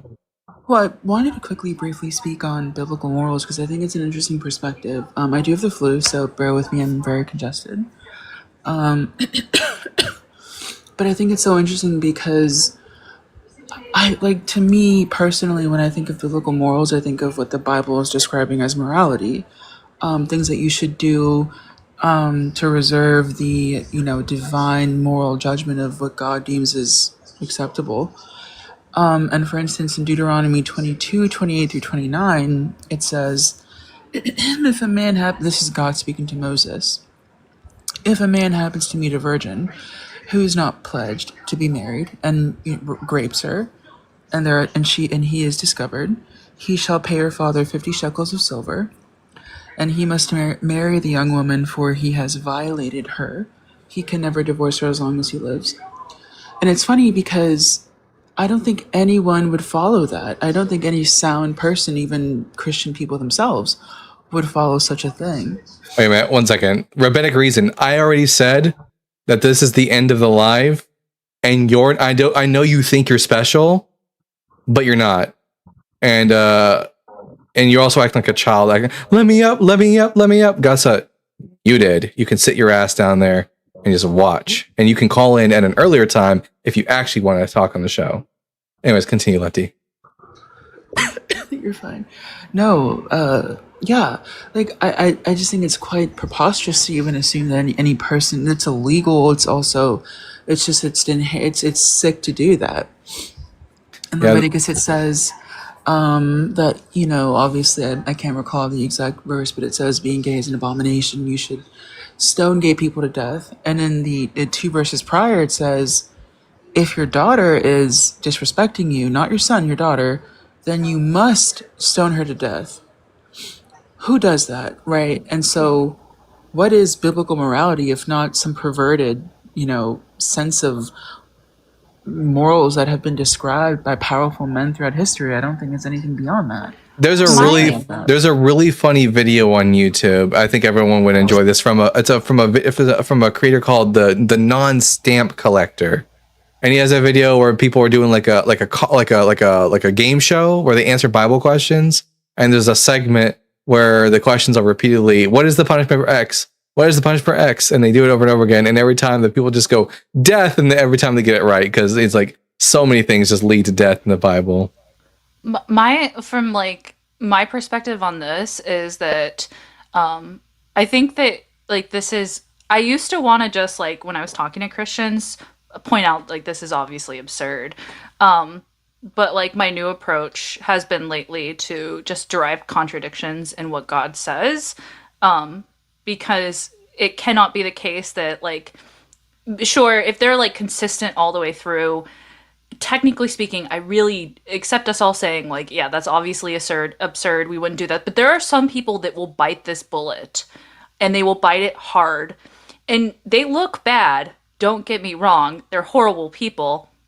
But like, I think that it's easier, in my opinion, to like look at it and show where other cases in the Bible that it's not fair, this isn't justice, this isn't, and that God describes these things in this way, or the Bible at least describes it in this way. So either the Bible is a lie, and if the Bible's a lie, then it can't, then how do we know what the morals actually are?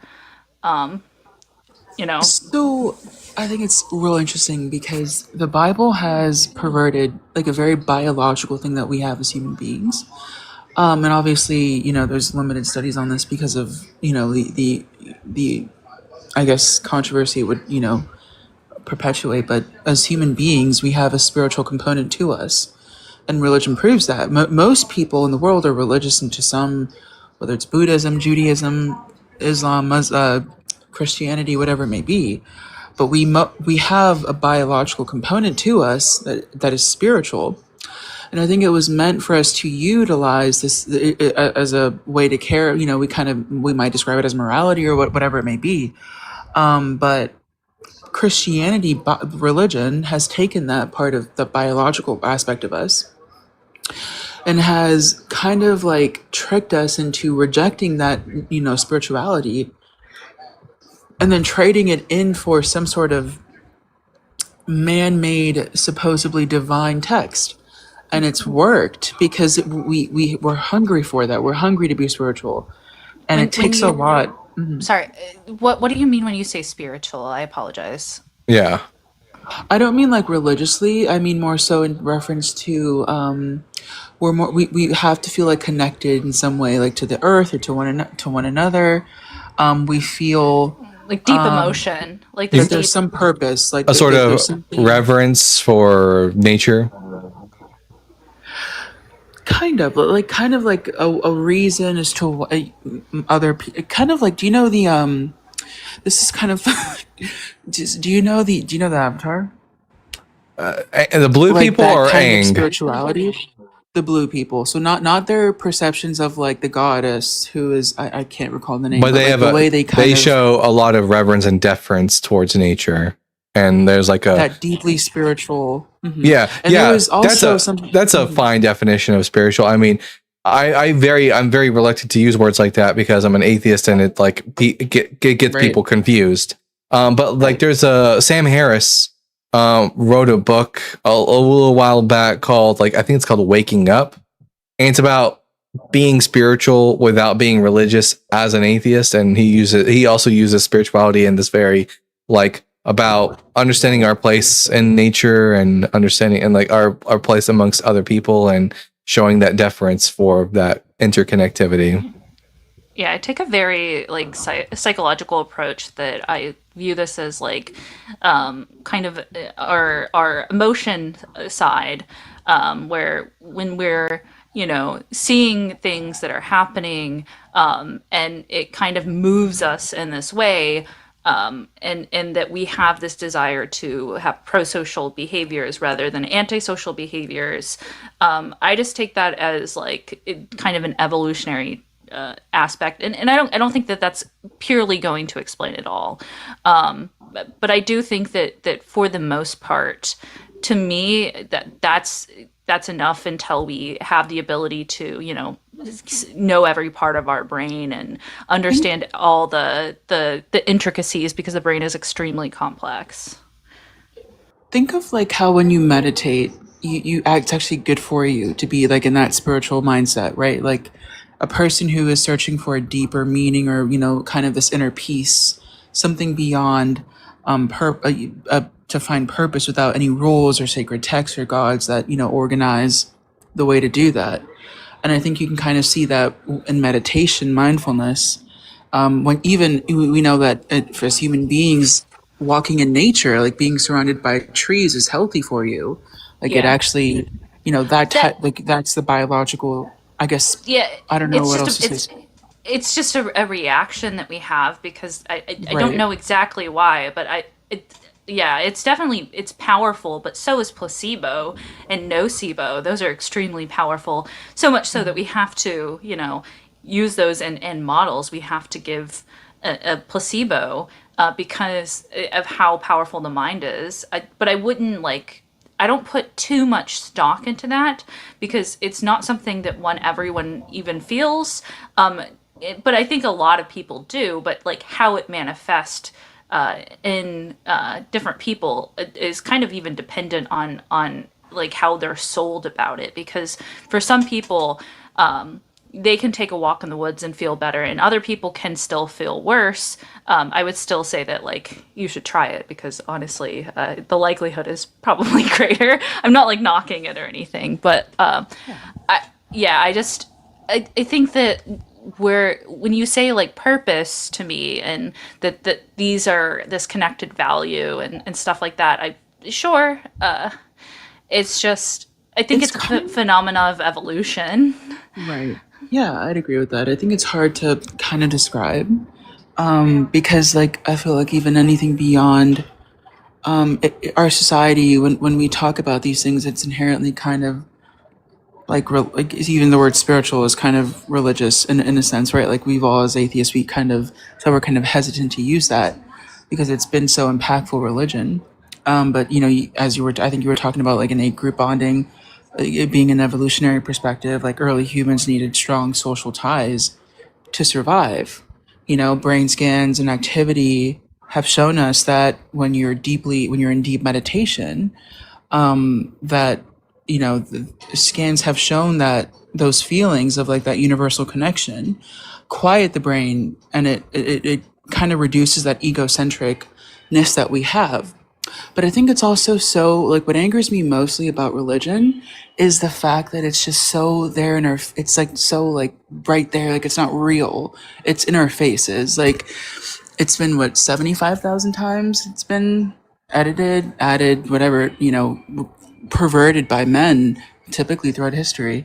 And it's how can you not see how the fact that we had a slave Bible, right? And they told them that this is the word of God. He wrote this and this is his word. When slavery ended, that Bible was obviously taken off the shelf. It's hard for you to find that now. I think it's what, how, I mean, how is that not proof, right? They gave this Bible, so to speak, to people and they told them that it was this divine text. Then they took it out and they disregarded it when it became politically, socially inconvenient. Lefty, this has been great, but this is it is the end of the show, and I do have to cut this up. But I thank you for calling up and for. It was a pleasure, y'all. Absolute pleasure. Lefty, I dropped you a follow because I do think that you have an interesting take on it, but I do not. This live is not kind of meant for those to a lot of people. Unfortunately, this would be boring conversation. Not to, I enjoy it, So I dropped you a follow. I think that I get what you're saying, and that's all. I'll leave it there. Thank you. It was a pleasure meeting y'all. Have a great night. You too. Guys, real quick, I always wanted to show you all something really funny. This is a picture. This is a video from. This is only 6 months ago. 6 months ago. Wrong one again. Jesus Christ. 6 months ago. Look how much. Look, I was bald. This is how much hair I can grow in 6 months. So hopefully within the next 6 months, we'll be close to the goal that I'm wanting to go for. You get stronger like Samson. Yeah, I will actually, my arguments and my skill in the debate scene gets stronger as my hair gets longer. So I just got to stay away from whoever my Delilah is. So if anyone out there starts telling me to get my hair cut, I'm suspicious of you. Anyways, I got some super chats here, and then we'll call it for the night. At Sammy Nurchin with a $1.99. Dalton, apologist argument tier list. When? So I did talk about doing a top 5 worst Bible arguments ever, but also another idea is also the tier list. There's this thing where you have it says S tier, A tier, B, C, and D, and F, or whatever, and then like people have pictures and they like drag them up. I might do something like that in the future where I show you guys what I think are the worst and the best of apologist arguments. I think that's a pretty good idea for a video. So that's an idea for sure. And also Etsy me an urchin with the $1.99. W to the non-stamp collector mention slept on channel. Absolutely. Also Dark Matter 2525. Those are both two great atheist cartoon channels. And finally at Morohu Cielos Carlos with the $4.99. I recently learned about Lucifer of Cagliari. As I understand the geopolitical context at the time, that has helped push the Satan narrative. I'm not so sure that's necessarily the case. I think that there's enough like information in the Bible that people can misconstrue the Lucifer passage of Isaiah 14 to create the Lucifer narrative. I'm not quite convinced that Lucifer Caligari was the influence for that, as Lucifer was also just the name of a Roman deity, and was also just the name of Roman men at the time. Like you could have a Roman man who was called Lucifer. Fun fact, everyone, in the Catholic Church. So when you are going to a mass and you're sitting down and then you stand up at the beginning of the mass, and then you have the procession where the priest and the priest or bishop and the deacon walk in, and then you also have these altar servers who carry a cross on a stick. The person who carries the cross on a stick is called a crucifer, and then you have two people that walk up behind them holding the candles.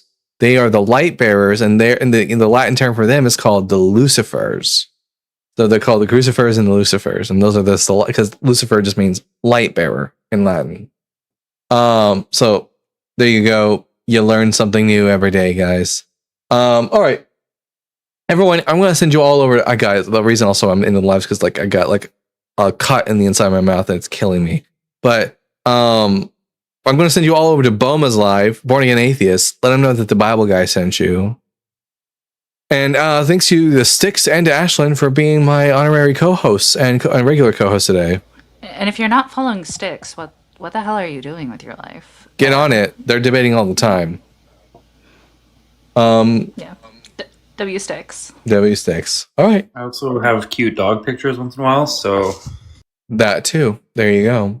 All right.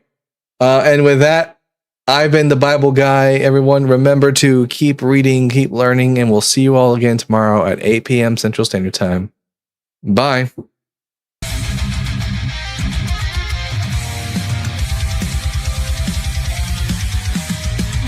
from dust and questioning fire, wielding truth like a sword of desire. Ancient scrolls and cosmic flame, he tears through myth, he breaks the chain. Echoes of prophets, the scars align, knowledge and thunder intertwine. Reason ascends where blind faith fell. He reads the word and he reads it well. The Bible guide, seeker of the light. Through time and fire he rides the night, with reason's blade and wisdom's cry. The world shall hear the Bible guide. Scrolls of ages, words of flame. He dares to question every name. From Eden's dawn to Calvary's sky, he breaks the chains of every lie.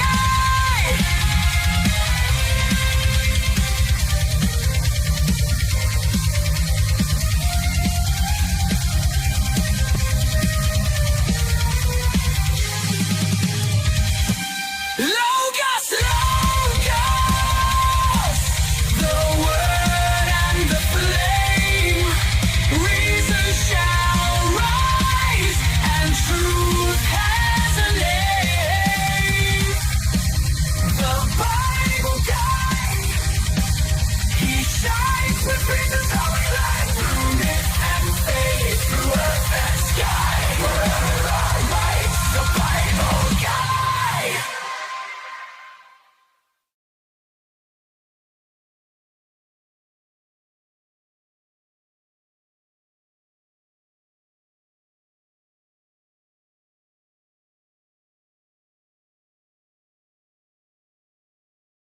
I got it looks like someone sent me some money on Cash App from